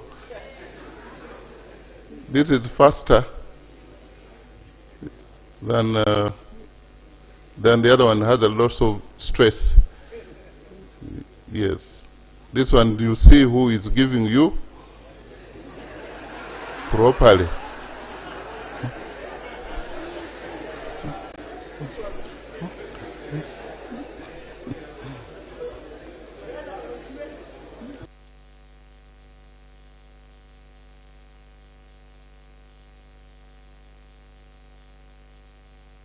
Tallying done, clerk.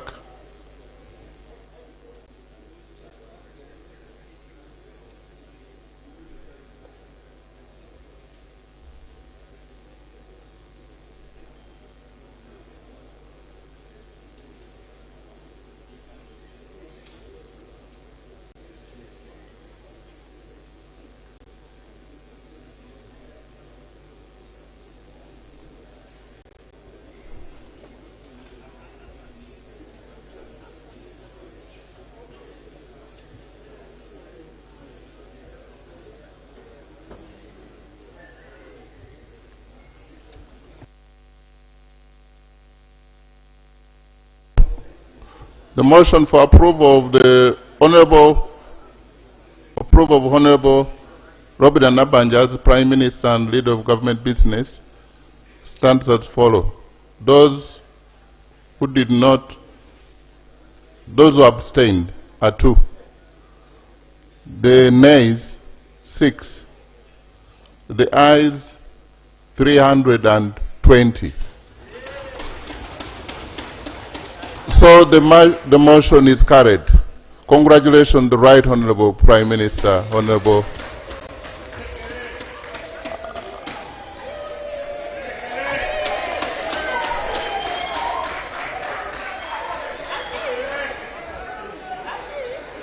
And at appropriate time, they gave you already work here. Both of you, the Vice President and yourself, you're prepared to thank your voters later on. Next item. Item 5 on the other paper. Motion for a resolution of Parliament to vary the total number of cabinet ministers and other ministers under Articles 1132 and 1142 of the Constitution of the Republic of Uganda. Right Honorable Prime Minister and Leader of Government Business.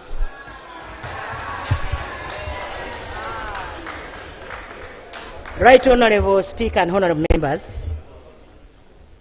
I move a motion for resolution of Parliament to vary the total number of cabinet ministers and other ministers under Article 113(2) and 114(3) of the Constitution of the Republic of Uganda.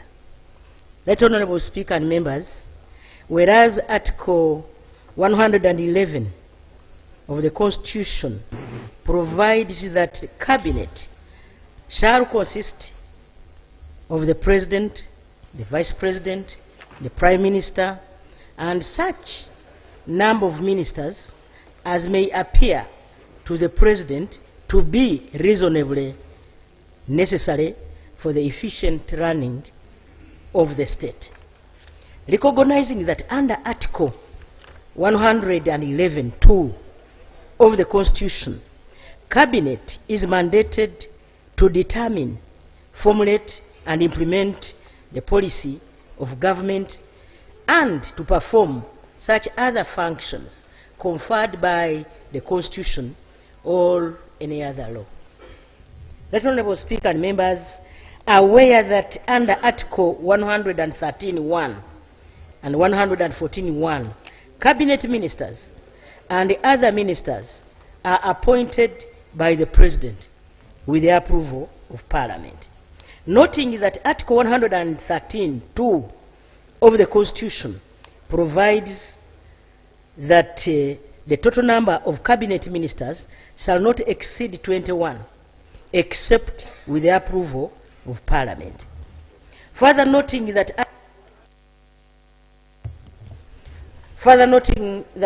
Article 114(3) of the Constitution provides that the total number of other ministers shall not exceed 21, except with the approval of Parliament. Realizing that the efficient running of the state, His Excellency the President has determined that there is need to increase the total number of cabinet ministers from 21 to 30, and the total number of other ministers from 21 to 51. Now, therefore, be it resolved by this Parliament that the total number of cabinet ministers provided for under Article 113(2) be increased from 21 to 30, and the total number of other ministers provided for under Article 114(3) be increased from 21 to 51. That, Honorable Speaker and members, I beg to move. Is the motion seconded? Seconded by Honorable Nifa, Honorable Bigava, Honorable Sentai, Honorable Fadil, Honorable Siagi, Honorable Angura, Honorable Mubende District,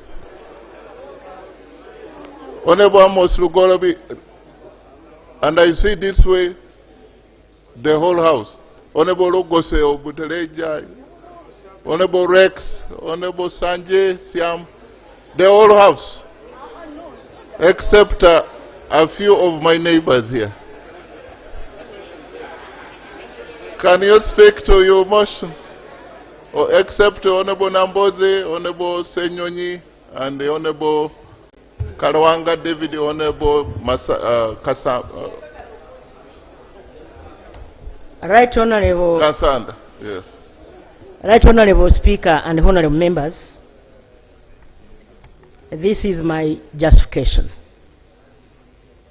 The Constitution of the Republic of Uganda under Articles 113 and 114 empowers the President with the approval of Parliament to determine and vary the number of cabinet ministers and other ministers. This flexibility was deliberately embedded to ensure that the executive remains responsive to the evolving needs of our nation. Right Honorable Speaker, let me talk about the constitutional basis. Article 111 mandates that the President shall determine the number of ministers reasonably necessary for the efficient running of the state. Article 113(2) and 114(3) Cabinet and other ministers at 21 unless Parliament approves a variation. Parliament has historically varied the number of ministers in every session since the 6th Parliament, establishing precedent and continuity. Right Honorable Speaker, let me talk about the population and administrative growth. Uganda's population has grown from 20 million in 1995 to 45.9, approximately 46 in 2024 census. The districts have expanded from 39 to 146, creating new governance demands. As per a per capita increase in ministerial portfolios is necessary to match service delivery needs and ensure equitable representation. That Honorable Speaker and honorable members, let me talk about change in government priorities and the new programs. Government priorities have evolved to address poverty eradication, wealth creation, and inclusive growth. Flagship programs such as the Parish Development Model, PDM, the Emyoga Initiative, and climate resilience strategies require dedicated ministerial oversight to ensure effective implementation.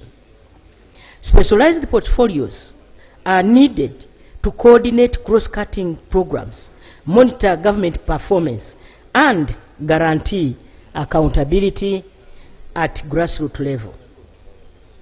Right Honorable Speaker and members, under service delivery and efficiency, more ministers allow specialization, clear mandates, and stronger oversight. We have expanded leadership has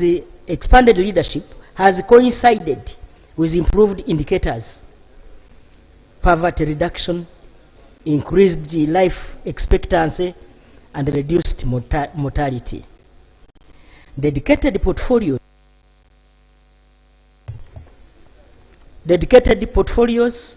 for emerging priorities, digital transformation, climate resilience, regional integration, and special interest groups such as the elderly ensure tailored policy responses. Right Honorable Speaker and members, this motion is not about numbers alone. It is about efficiency, accountability, inclusivity, and alignment with Vision 2040 and the National Development Plan 4, as you all are aware. While concerns about cost and duplication have been raised, Uganda's governance demands are unique, and the Constitution provides for this adaptive approach. Now, therefore, I move that this Parliament approves the variation in the number of cabinet ministers and other ministers in accordance with Articles 113 and 114 of the Constitution of the Republic of Uganda, so that government may effectively meet the socio-economic aspiration of our people. Right Honorable Speaker and members, I beg to move. Thank you. Do we have a seconder? Honorable Kafuzi. That is in anticipation.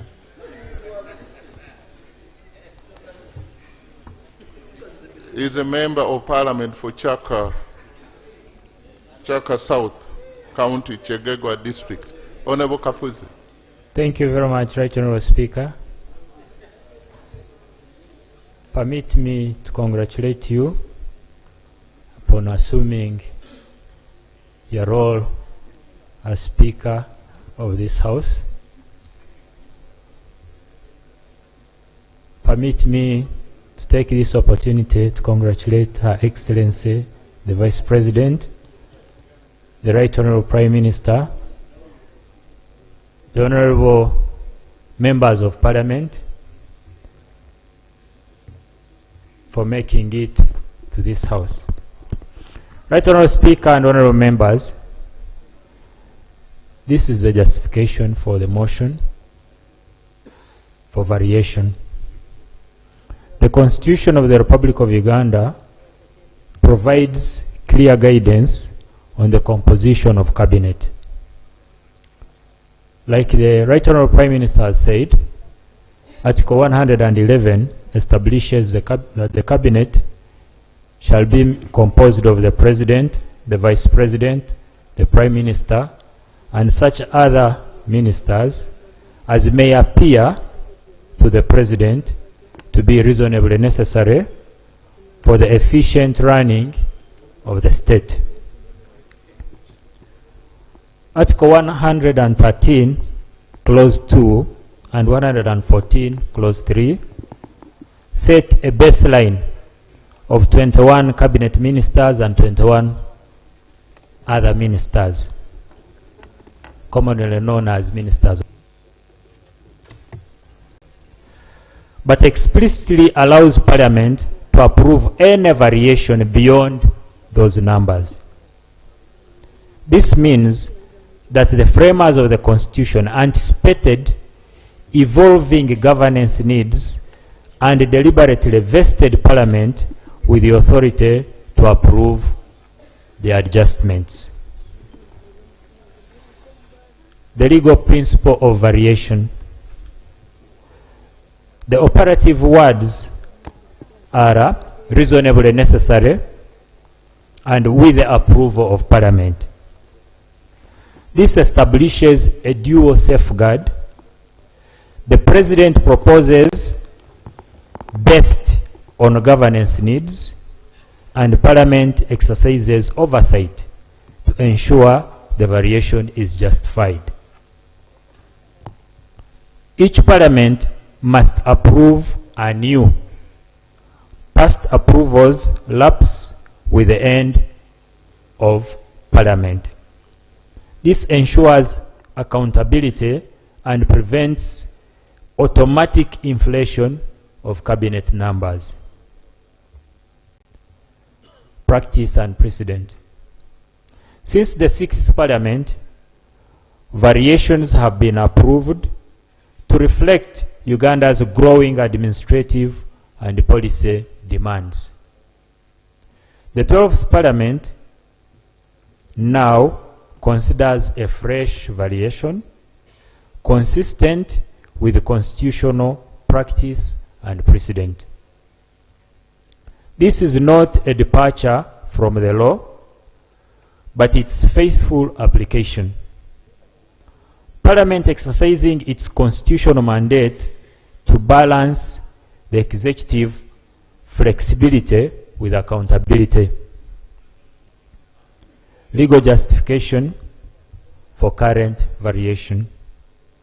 Uganda's governance challenges decentralization, new flagship programs, and specialized policy areas fall squarely within the meaning of reasonably necessary.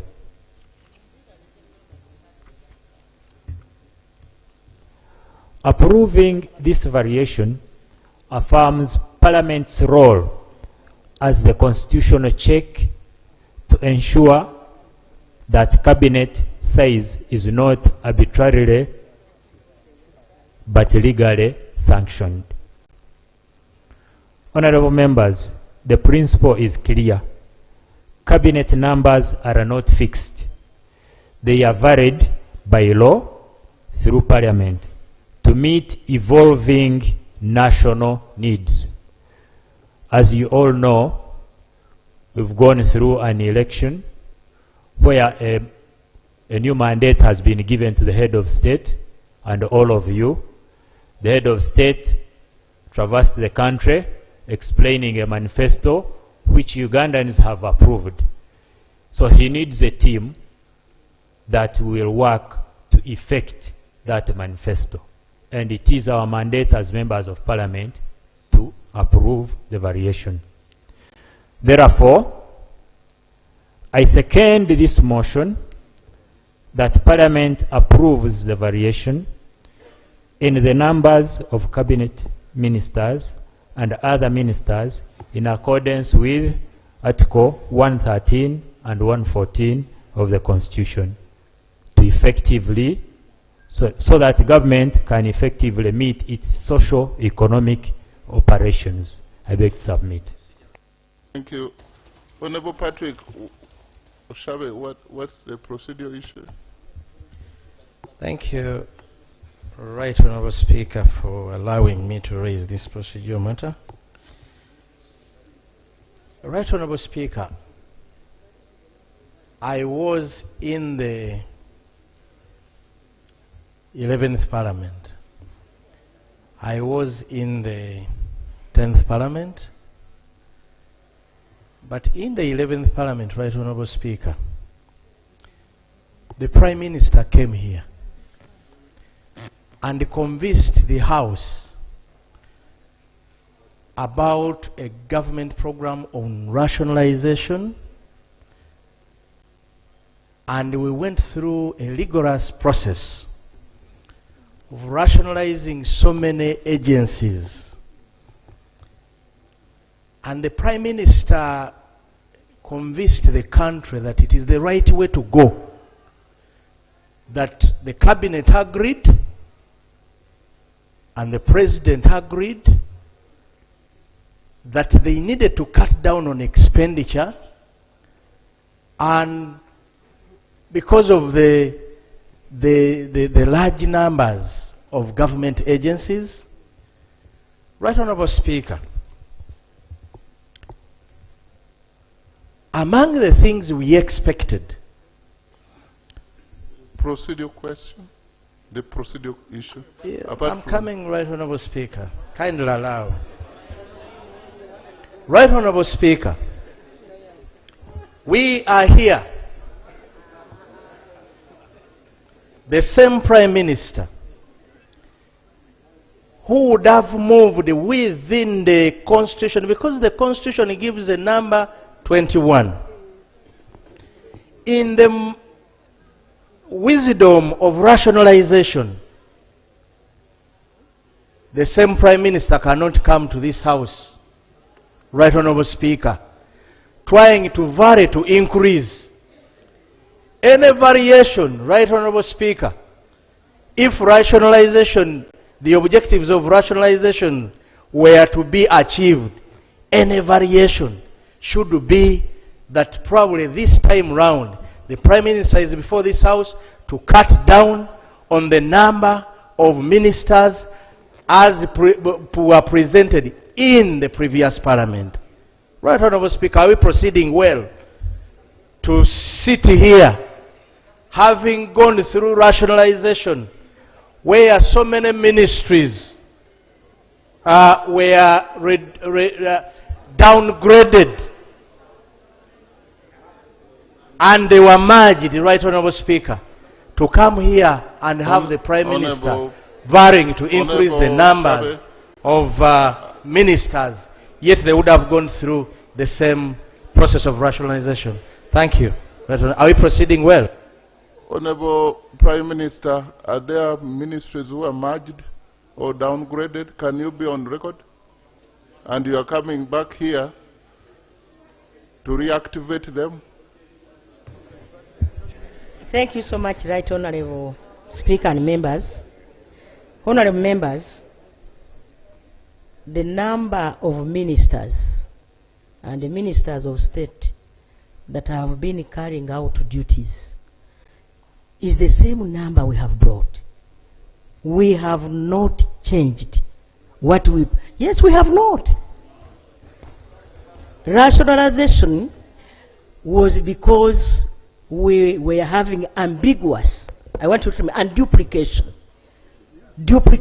of work.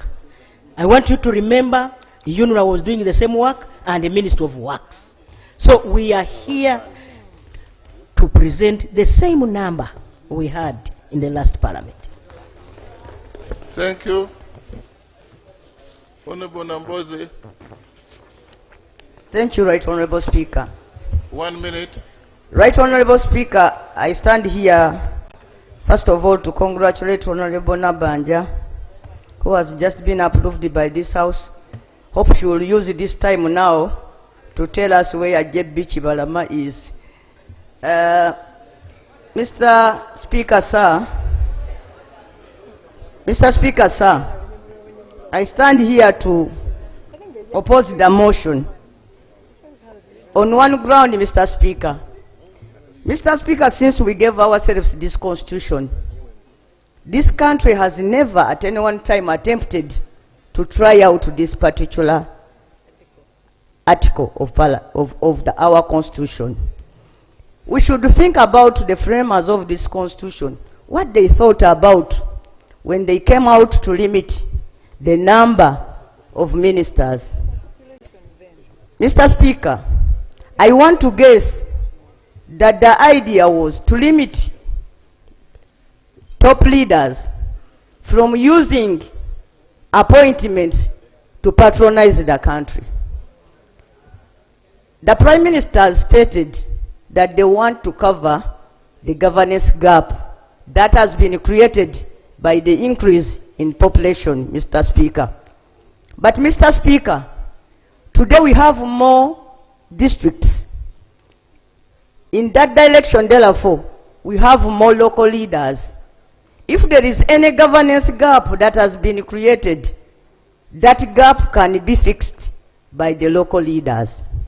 And we know, Mr. Speaker, that the President has already designated colleagues here to be ministers. And by coming here after designating and announcing ministers, we are being treated as if we are just a rubber stamp parliament. I want to appeal to colleagues that for the first time in the history of this country, let's for the first time stay this motion and try out the number of ministers as given in the Constitution.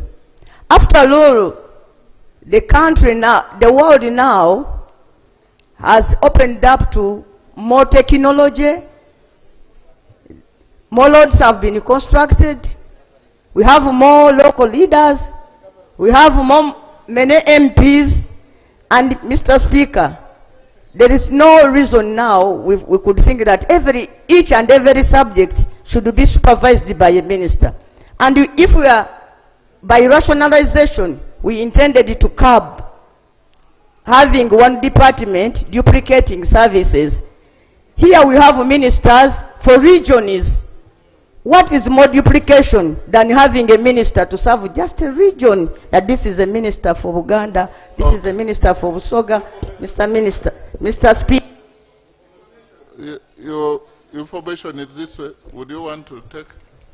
Only to emphasize that, Mr. Speaker, you know, by saying this, I'm representing you because I'm your MP. Thank you. Thank you, Honorable Speaker. Isn't that blackmail? Thank you, Honorable Speaker. My name is Gohen Amanya, and I want to raise this issue of information to my colleagues. What is being brought here is a provision under Article 113 and under Article 114. The issue they are talking about, the issue of rationalization, does not come onto play when we are talking about ministers. It is only when we are talking about departments in those ministries. The ministers, letters, and Honorable Nambozi raised an issue saying that the framers of this constitution, constitution saw it fit to create a provision under a special provision of the constitution. The special provision of the constitution uses the word shall, but it goes ahead and creates an exception to that provision. And that's why the Honorable Robin Nabanja has raised the issue under that provision. So therefore, to come and here and tell us that that is wrong, I think we are going into one way or the other misfiring on the issue that is before this parliament. So, Honorable Speaker, I want to tell my colleagues that what we are dealing with is an issue of raising the numbers under a constitutional provision. And the framers of the constitution saw it deemed fit under separation of powers. They have given us that power under the constitution. Thank you, Honorable Speaker. Thank you. Honorable team, please, it is important that Thank you, Right Honorable Speaker. 1 minute for you. I am Sergeant Retired Otim Bernard, Member of Parliament, representing the wonderful people of Maruzi North County in Apache District. Right Honorable Speaker, I stand here to support the motion as moved by the Right Honorable Prime Minister for this reason. Before coming to be a Member of Parliament, I have been frequently following events in this House. And among key events that I followed was that this very Parliament where some members, including the senior Honorable Nabozo, was sitting, passed a motion which approved the same number of ministers which served the country successfully. Secondly, the Honorable Nambozo, if I'm not mistaken, is a shadow minister. Was a shadow minister whose mandate was similar or in the same lane with the mandate that the Prime Minister seeks us to approve now. The issue is, why should we take the country into cycles? It is common saying that you cannot eat your bread and have it. Last Parliament, same people passed the same motion. Why should it be passed? The only issue should be, as we pass it now, equity is equality. The people of Laos sub-region voted for NRM and President Museveni overwhelmingly, 84%. But they got only 4 appointments. So let's pass, but we need more appointments. I beg to move. Thank you. I think it's giving validation that the motion is valid, but also wants more to be added.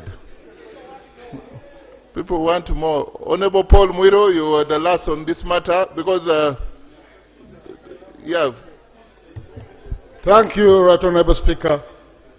Right Honorable Speaker, I rise to oppose the motion basing on Article 113 and 114.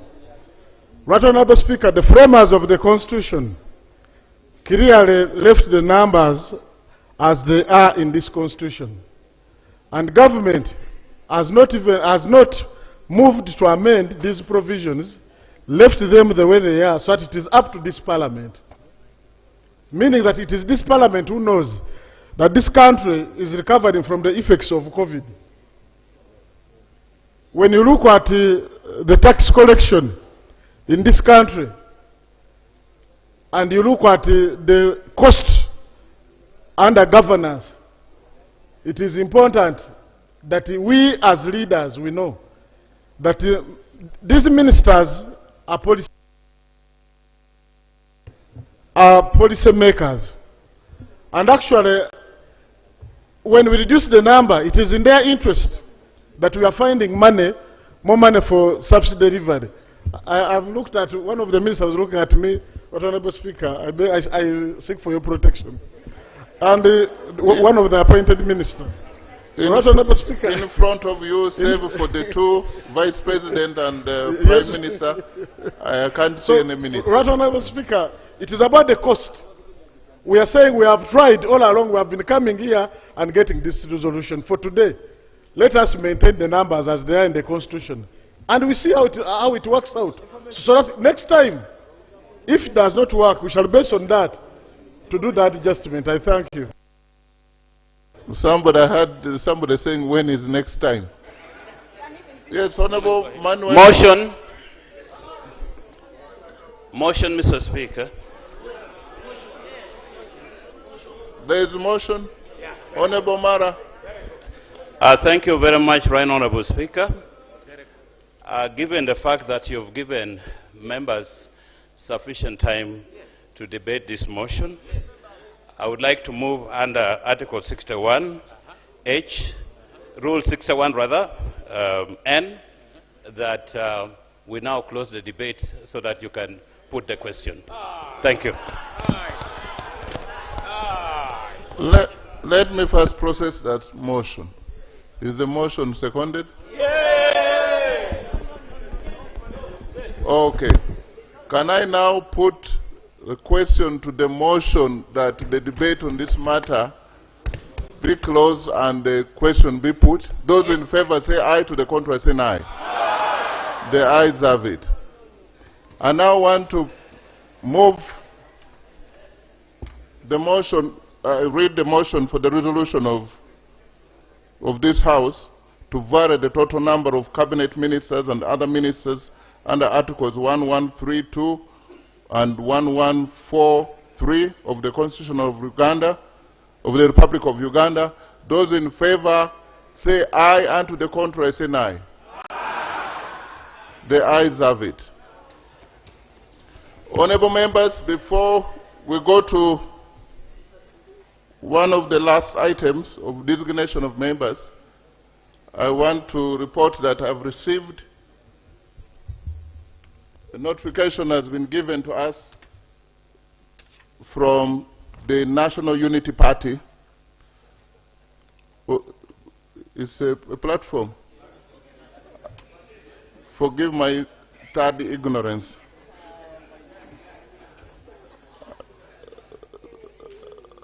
I thought it was a party. Leader giving the notice to clerk of this parliament for the designation of a leader of opposition in parliament and chief opposition whip. And the letter is, I write to inform you that in accordance with the section 8.1 of the Administration of Parliament Act 2006, the party, not the platform, has elected Honorable Joel Basekezi Senyonyi, Member of Parliament for Nakawa West constituency, as the leader of the opposition in Parliament.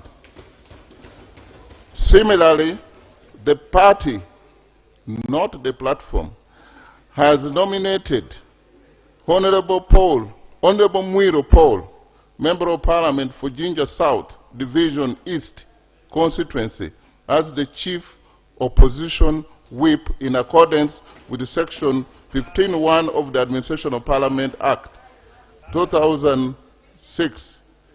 So, signed by David Lewis Robongoya, Secretary General of either the party or the platform. But nope. So I am required under that section 8.1, section 8.3. This is to give you notice that a person elected leader of opposition under this section shall take office upon a formal announcement by the Speaker. And I hereby announce Honorable Joel Basekezi Senyonyi as the leader of opposition. Honorable Senyonyi, for new members, they may not know you. If I described you, you may think I am insulting. But so this is the Honorable Joel Basekezi Senyonyi, the man who will oppose from this side. Please show him some love with some applause. And then the chief, there's a formation of government now on both sides. The chief opposition whip, who had already started his work by opposing everything, is Honorable Mwiro Paul. Here. Congratulations to the two of you. And you now know they were doing, whether the thing is good or bad, oppose. But right now we move to the next item as we conclude this sitting today. And for them on this matter under Administration of Parliament Act, there is actually no debate, no taking vote. You can imagine. Yeah, next item. Item 6 on the order paper. Designation of members to standing committees, committee on appointments in accordance with Rule 165 of the Rules of Procedure.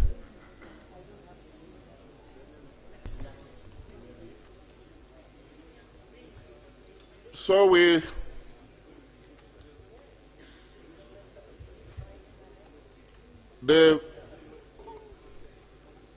this is the time to get the designation of members to standing committees on appointment in accordance with Rule 165 of the Rules of Procedure. So we've asked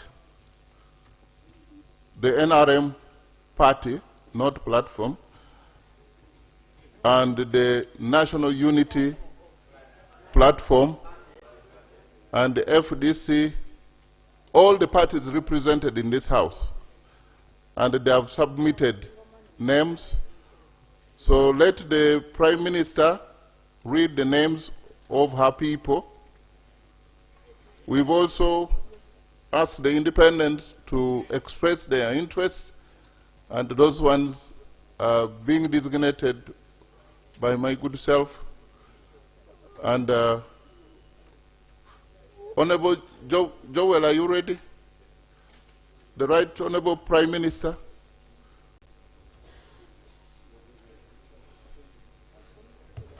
Right Honorable Speaker and members, allow me to present the members who will represent our side on the Appointments Committee.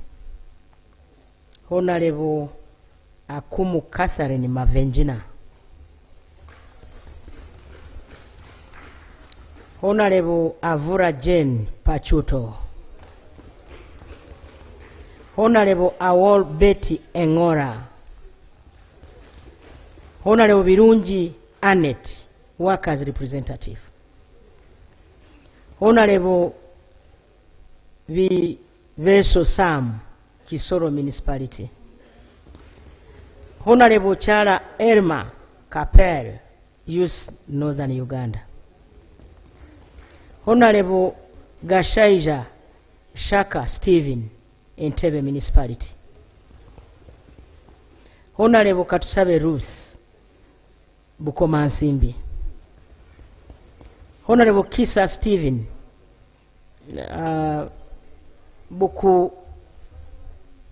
Bukuwaya, Luka South, Honorable Kitanywa Sowed, Busongola South, Busongola County North, Honorable Chiwanuka Kefa, Chivoga East County, Honorable Anyeru Kasarin, Awan, Noya District, Honorable Linda Eileen, Fort Portal City, Honorable Mafabi Aisha Nabulo, Silonko District, Honorable Naguja Judith, Buvuma, Honorable Nakut Faith, Napak District, Honorable Ndezi Alex, PWD Central, Honorable Ntale Nsereko Madina, Kawempe, Division North, Honorable Nyeko Johnson, Lamu County, Honorable Opolot Akwalinga Simon, Okwalinga, Kanyumu County, Honorable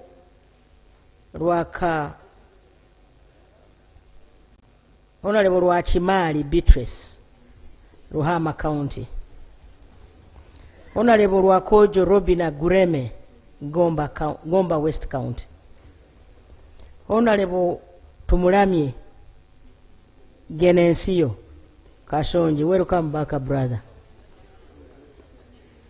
Honorable Twaha Fadil,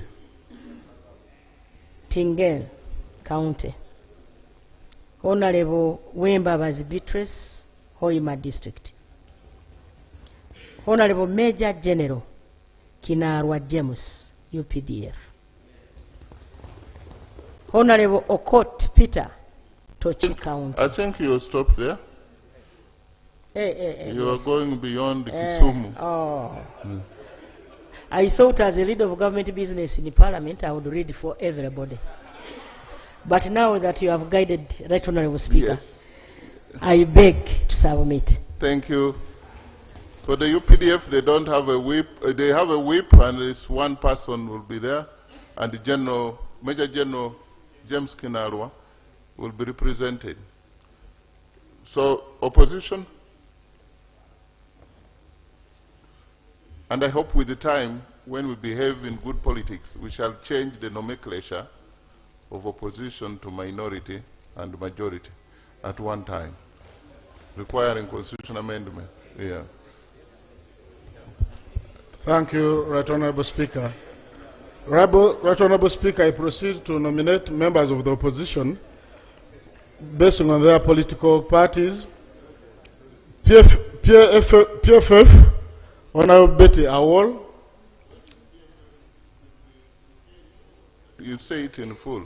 That way. PFF is People's Front for Freedom, Honorable Betty Awol. Forum for Democratic Change, Honorable Lucy Akero. The Democratic Party, Honorable Okot Peter. Right. Uganda People's Congress, Honorable Dr. Yunus Otuko Apio. Right Honorable.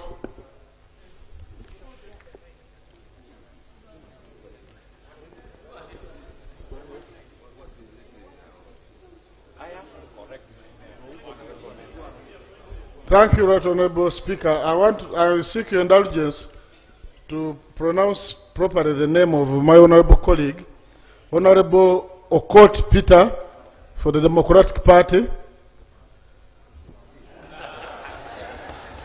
You had said Okot means a female one. Yeah. Most obliged. For the National Unity Platform, Right Honorable Speaker, we have Honorable Joero Bisekezi Senyonyi as a member. Myself, Mwirupo, Honorable Amaniyo Shila Dravire, and Honorable Sewungu Joseph Gonzaga. For the Alliance for National Transformation, we have Honorable Ismail Kasule as the designated member. I beg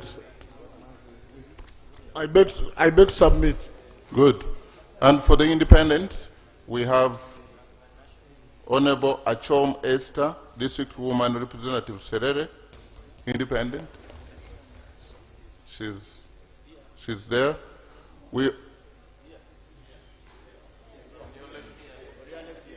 But that is not Serere.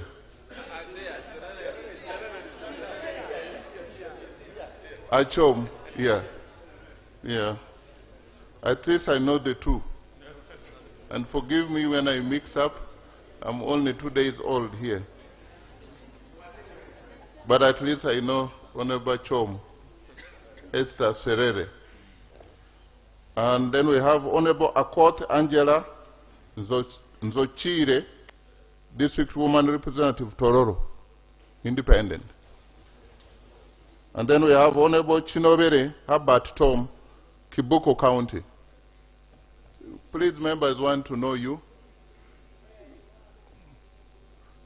Yes. Then Honorable Ongeto Emmanuel Jor, Nebi Municipality. Yes. And then, of course, that committee is only constituted when we have the Speaker and also the Deputy Speaker. So I put the question that they said, I've just announced, and there is no need for you to, they put a question for the approval of the designated members. I thought so. Honorable Speaker. The correction? I want to clarify something about my name, which was mentioned. Yes. My right name is Lanyero Christine Awany, Woman Member of Parliament, Noya District. Government Chief Whip, Government Lead of Government Business. Yeah, it was mentioned like Lanyero Catherine Awany. I'm Lanyero Christine Awany. Let the record capture that.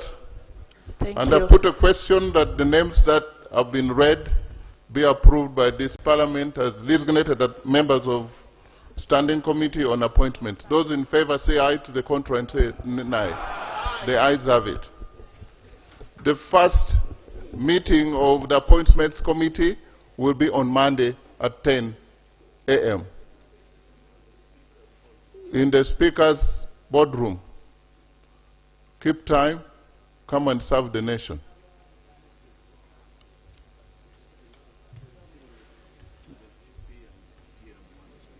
The VP, please, and PM, it's your time to thank your voters. I don't know whether you have a reception for us. You can also.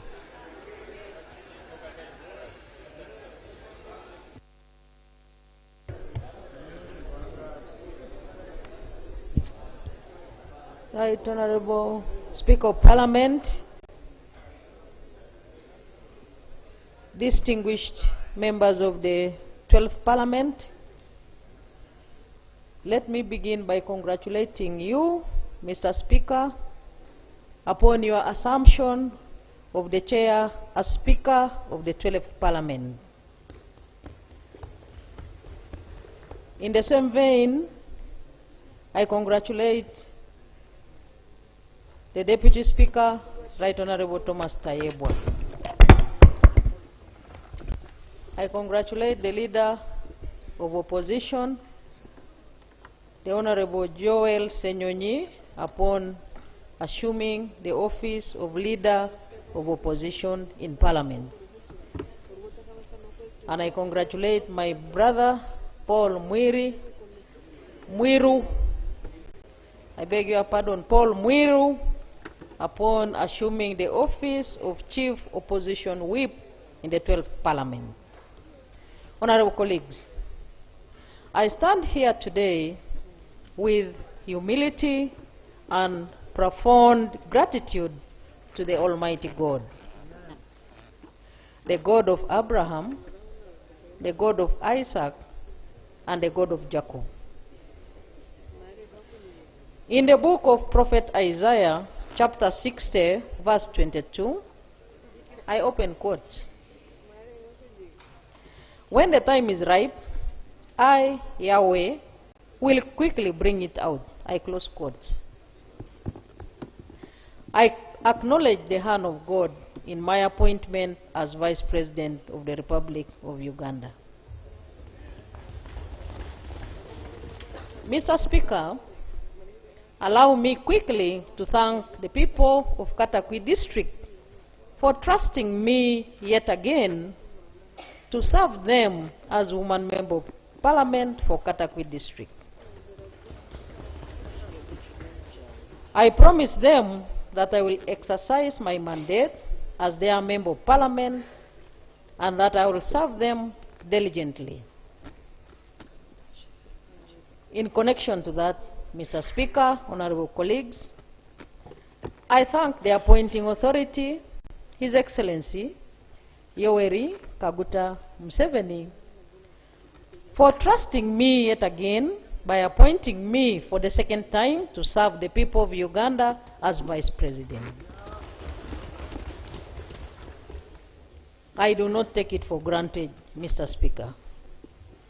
I assure him and all the people of Uganda that I shall serve with utmost dedication, patriotism, and loyalty,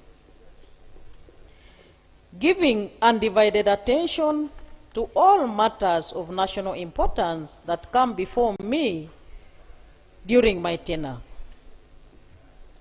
For it is again written in the scripture, in the book of Luke, in the Gospel of Luke actually, chapter 12, verse 48. I open quotes.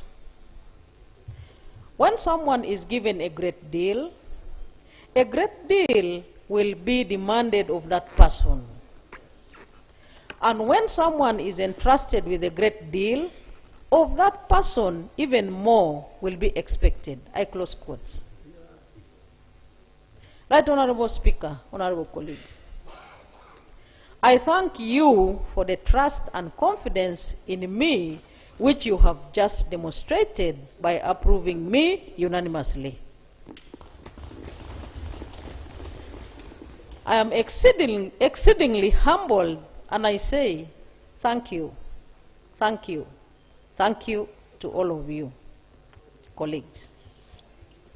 In service to the people of Uganda as Vice President, I promise you that I will not abuse your trust and confidence.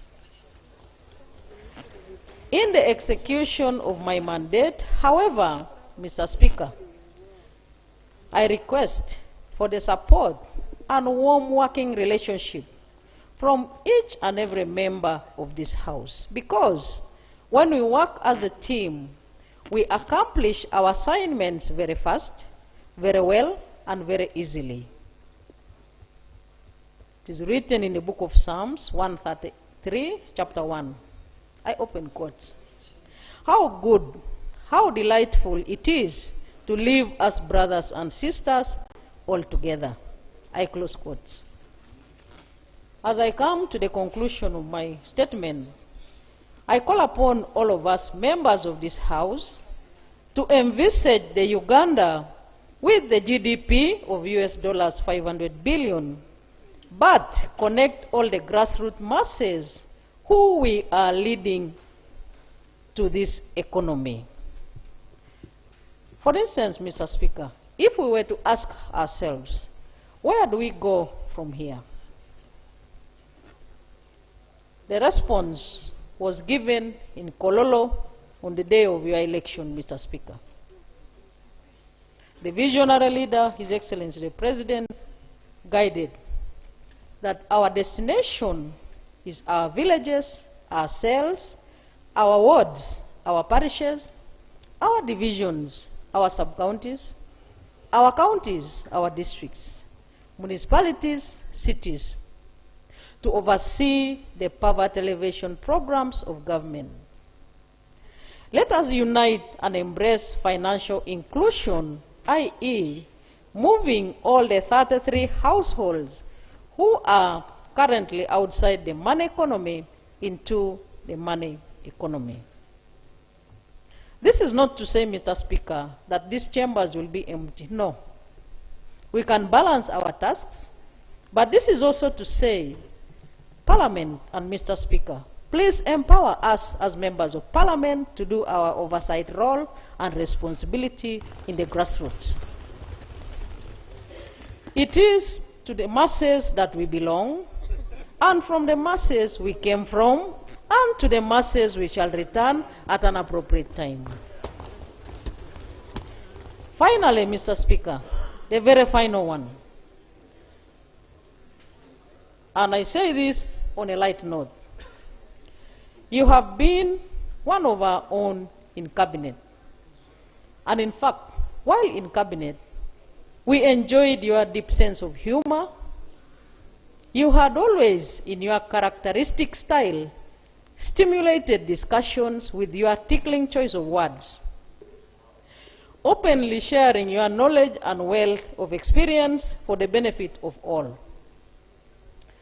Nevertheless, this is equally a very important arm of government where we shall still be benefiting from your wealth of knowledge and experience. We are looking forward to a parliament where we shall speak less and act more, where we shall focus on the interests of the masses rather than the identity of the masses. Mr. Speaker, I personally have no doubt that you will steer this House very ably with dignity and decorum. And in short, I am saying I have high expectations on you. Mr. Speaker, I pledge total cooperation with you and all members of Parliament of this House. I hasten to add that, dear members, let's always stick to what unites us rather than what divides us.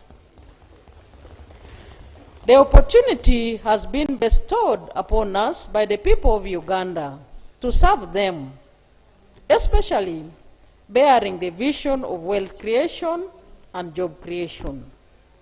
Let's endeavor to do our level best, and in all that we do, let's do it in accordance with the law and our rules of procedure. It is again biblically written in the book of Proverbs, chapter 29, verse 18. I open quotes. When there is no vision, the people get out of hand. Happy are they who keep the law. I close quotes. Mr. Speaker, I thank you for the opportunity to make this maiden speech. And I am very happy that all the members of this parliament understand deeply the rules of procedure, and that's why the Honorable Seungu has not interrupted me as I make my maiden speech. I thank you, Mr. Speaker, and indeed all of you, colleagues, for your kind attention, and I have said all this for God and my country. Thank you. Thank you. Leader of Government Business, thank you for those very kind words. You've forgotten that you are the leader of Government Business with the fresh mandate. Right Honorable Speaker. Can we keep it short a bit? Yes, I will try. Your Excellency, the Vice President, honorable members, first and foremost, I thank the Almighty God for the gift of life and the opportunity given to me by His Excellency General Yoweri Kaguta Museveni, the President of the Republic of Uganda, to continue serving the people of Uganda as Prime Minister. I receive my reappointment with humility and great gratitude to His Excellency for the trust and confidence placed in me yet for another term. I don't take this for granted. My reappointment, that Honorable Speaker, is not just a personal milestone, but an important responsibility to advance Uganda's socio-economic transformation as emphasized by His Excellency General Yoweri Kaguta Museveni, the President of the Republic of Uganda. I commit to coordinating the entire government to realize this vision. Right Honorable Speaker, join me in congratulating His Excellency General Yoweri Kaguta Museveni upon his recent overwhelming electoral victory and swearing in as the President of the Republic of Uganda for this 5-year term, that is 2026-2031. I strongly believe that under his able, wise, and visionary leadership, we will protect and build on our collective gains for nationwide socio-economic transformation of our people during this new term and beyond. That Honorable Speaker and honorable members, join me in congratulating you, the Speaker. The Vice President of the Republic of Uganda, the Deputy Speaker of Parliament of Uganda, the Deputy Prime Ministers, the Honorable Ministers, and all of you, honorable members, for your recent victories and swearing in for this 5-year term. Allow me to once again, in a special way, congratulate my brother, the Honorable Bisekezi, the leader of opposition, for that renewed mandate, and your chief whip, my grandson. You know, he told you he's my grandson. The opposition whip. Opposition whip, namwe. On behalf of government of Uganda, I commit to continue building on the strong foundation already in place by effectively leading a robust service delivery team, both political and technical, that responds to the needs of our people. By strengthening the link between the executive and the legislature, and by ensuring continued availability of government business in this parliament, and making sure that the ministers regularly attend and provide timely responses to Parliament.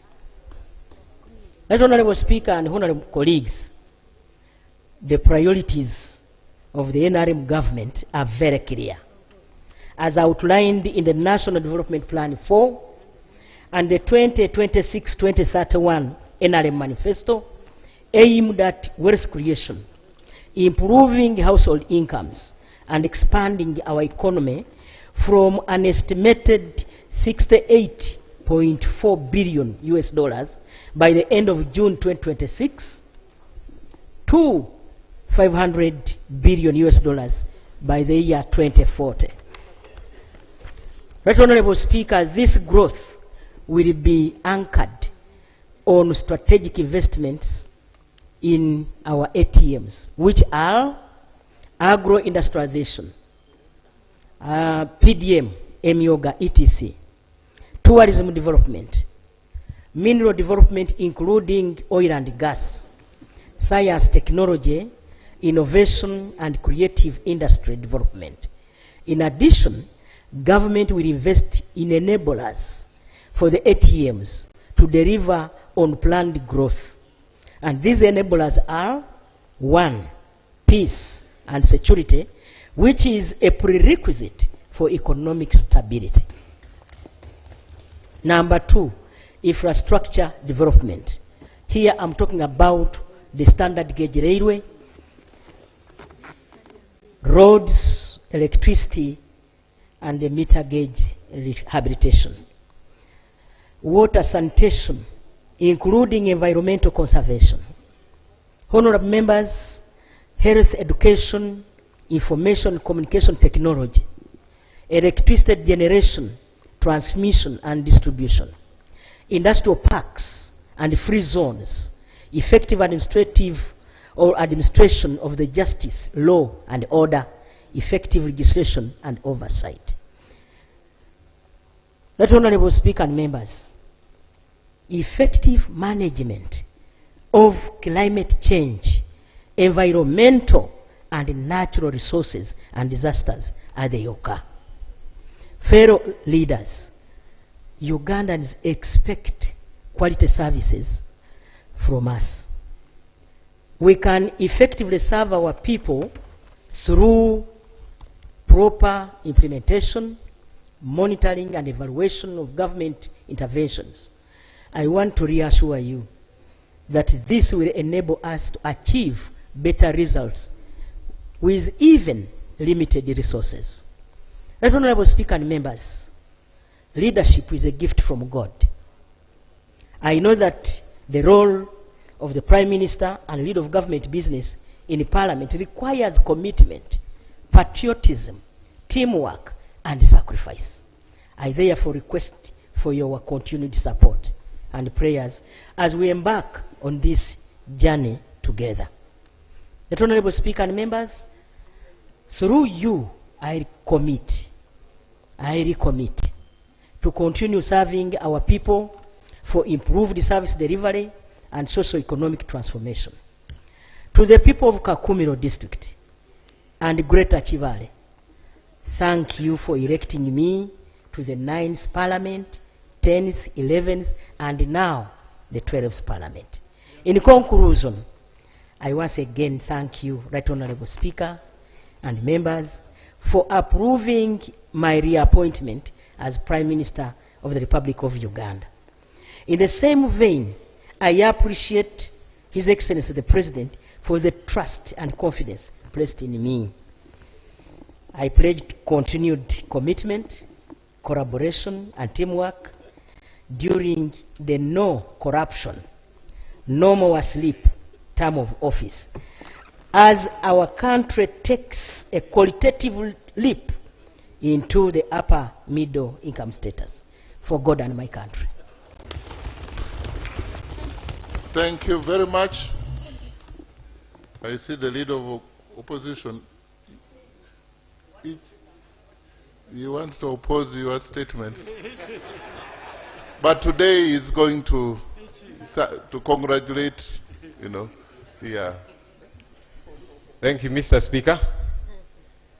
Mr. Speaker, I'll begin with a slight clarification.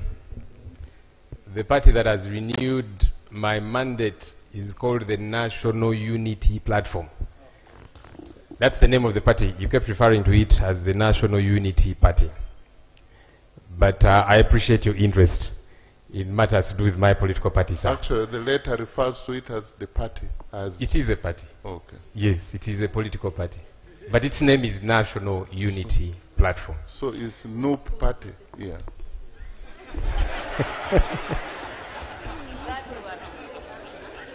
Mr. Speaker, again, to comfort you and the honorable colleagues, really I'm not here to oppose anything and everything. No. My duty and the duty of colleagues on this side is to keep the government in check. That's our duty. And I invite colleagues to join us in doing this duty, doing the same, executing this mandate. Because keeping the government in check is for the good of each one of us. Honorable Speaker, I'm sure one of these days you will have a day when members will raise matters of national importance. They will tell you about the poor roads in their areas. They will tell you about, you know, government officials stealing money that is supposed to trickle down to their people. They'll tell you about bad hospitals. They'll tell you about all these many different things. So as we keep government in check, it's for the good of all of us. And we shall happily continue to do it. Honorable Speaker, the Vice President and the Prime Minister have been approved by this House. We all did not vote for the both of you, but you have been approved.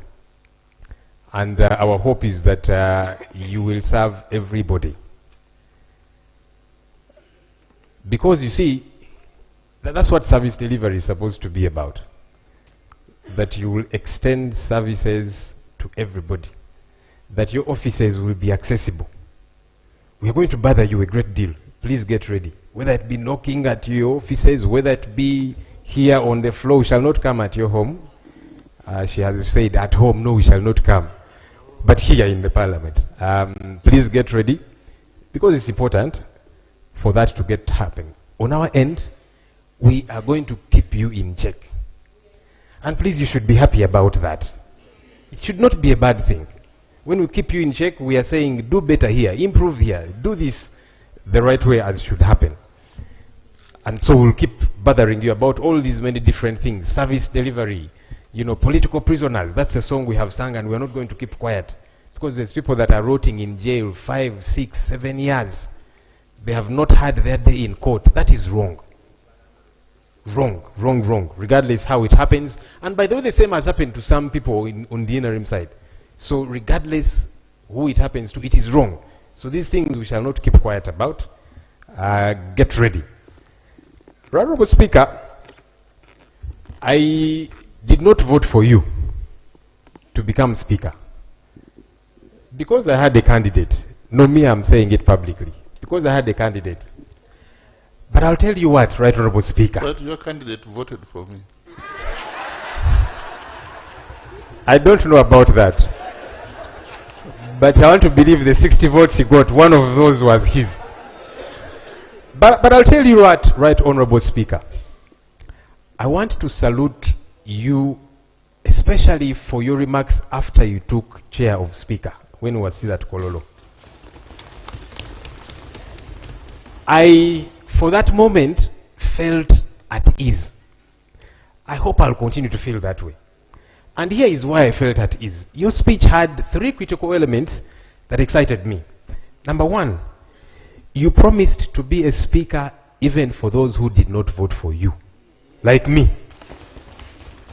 And that's imperative. Because now you have become a referee for all of us. Our hope is that you will be ready to blow the whistle when there is a hard tackle, as opposed to you actually being the one tackling us. So that gave me comfort, Right Honorable Speaker. You promised in your remarks a corruption-free parliament. That excited me. And you have our support.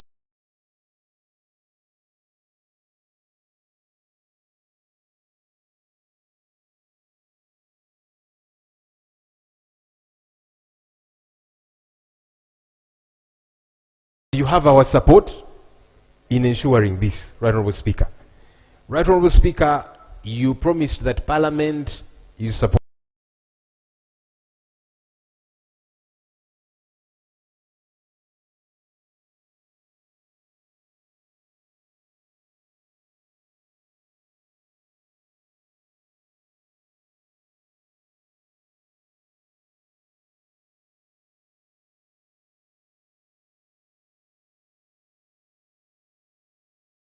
to be open, and so the media is supposed to be welcome here.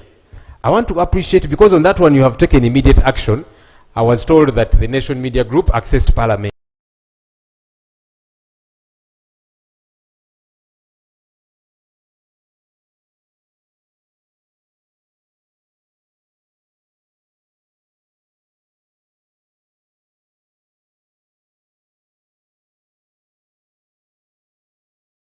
today, because they were barred from accessing Parliament for months, and that is wrong. My appeal to you, Right Honourable Speaker, I'm saluting you publicly for the remarks that you made. Kindly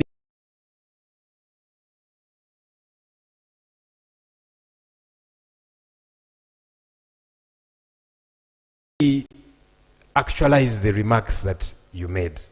That's my humble appeal to you. You know, sometimes we say things and then we don't actualize them. But my hope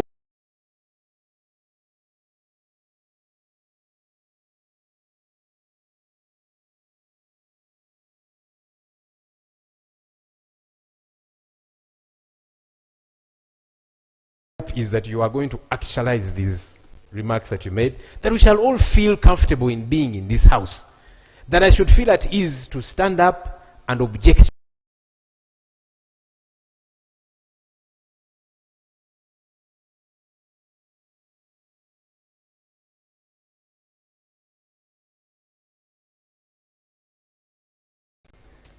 that you will extend some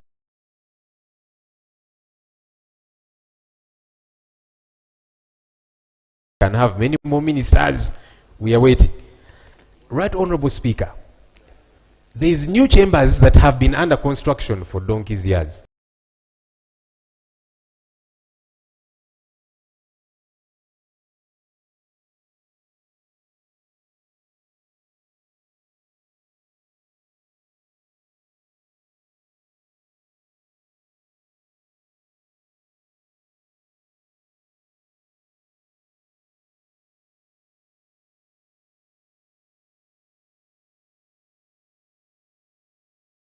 It is something that I have talked about here on the floor of Parliament. Money is appropriated for the same. What is happening? Every financial year, money is appropriated.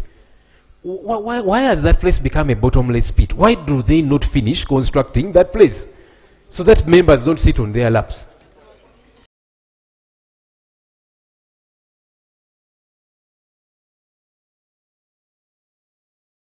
Especially because money is appropriated. It would be a different thing if somebody was saying there is no money available, but money is passed here. At one time I said, look, can we stop passing this money? But the money is appropriated. Work doesn't happen. Meanwhile, Parliament spends billions of shillings to rent office space for members and staff. Why? Honourable Speaker, we are trusting you to fix these issues. I'm glad that you ably talked about them. We are looking forward to working with you. We are looking forward to all of us enjoying our space here, supporting what we feel is right to support, objecting to what we feel we should object to, and who will benefit? The people of Uganda out there. I thank you and congratulations to us all. Thank you very much. We have to conclude at this point, but it is good to talk over these things. The Parliamentary Commission, to have this Parliament work, we have to start by having a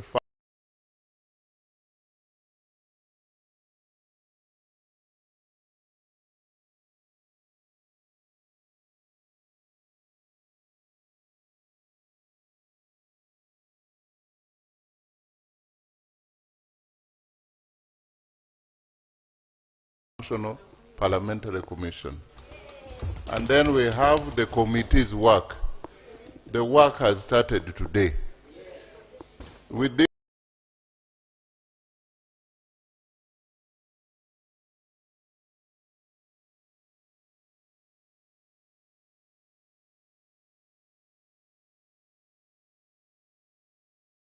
in 2 weeks, the clerk will give me the status report on that building and what needs to be done and when it's going to be completed. And I'll report here.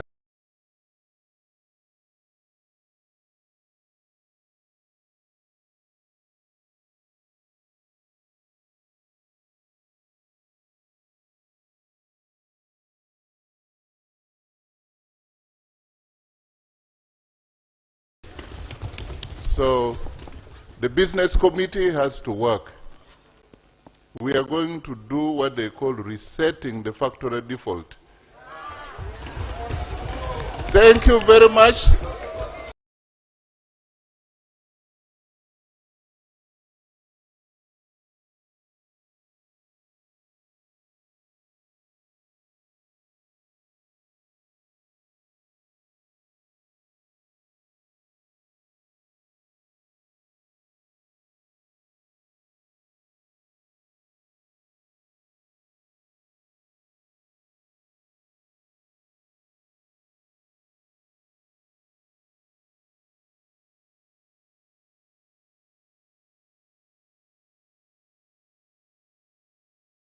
But before, Honorable Kasaja, Matthias Kasaja, just stand up and we recognize you. He has just made 82 years today.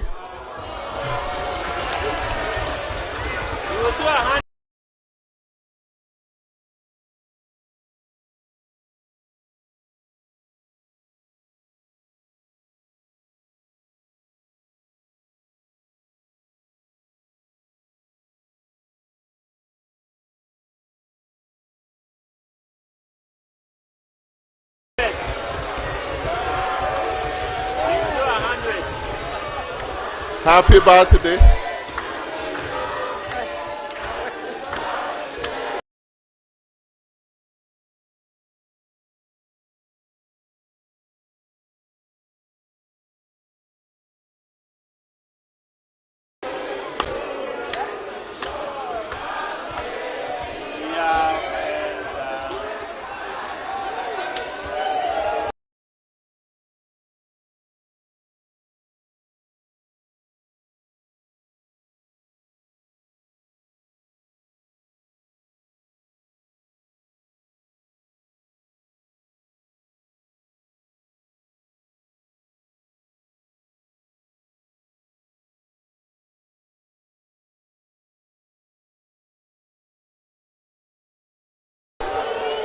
Thank you.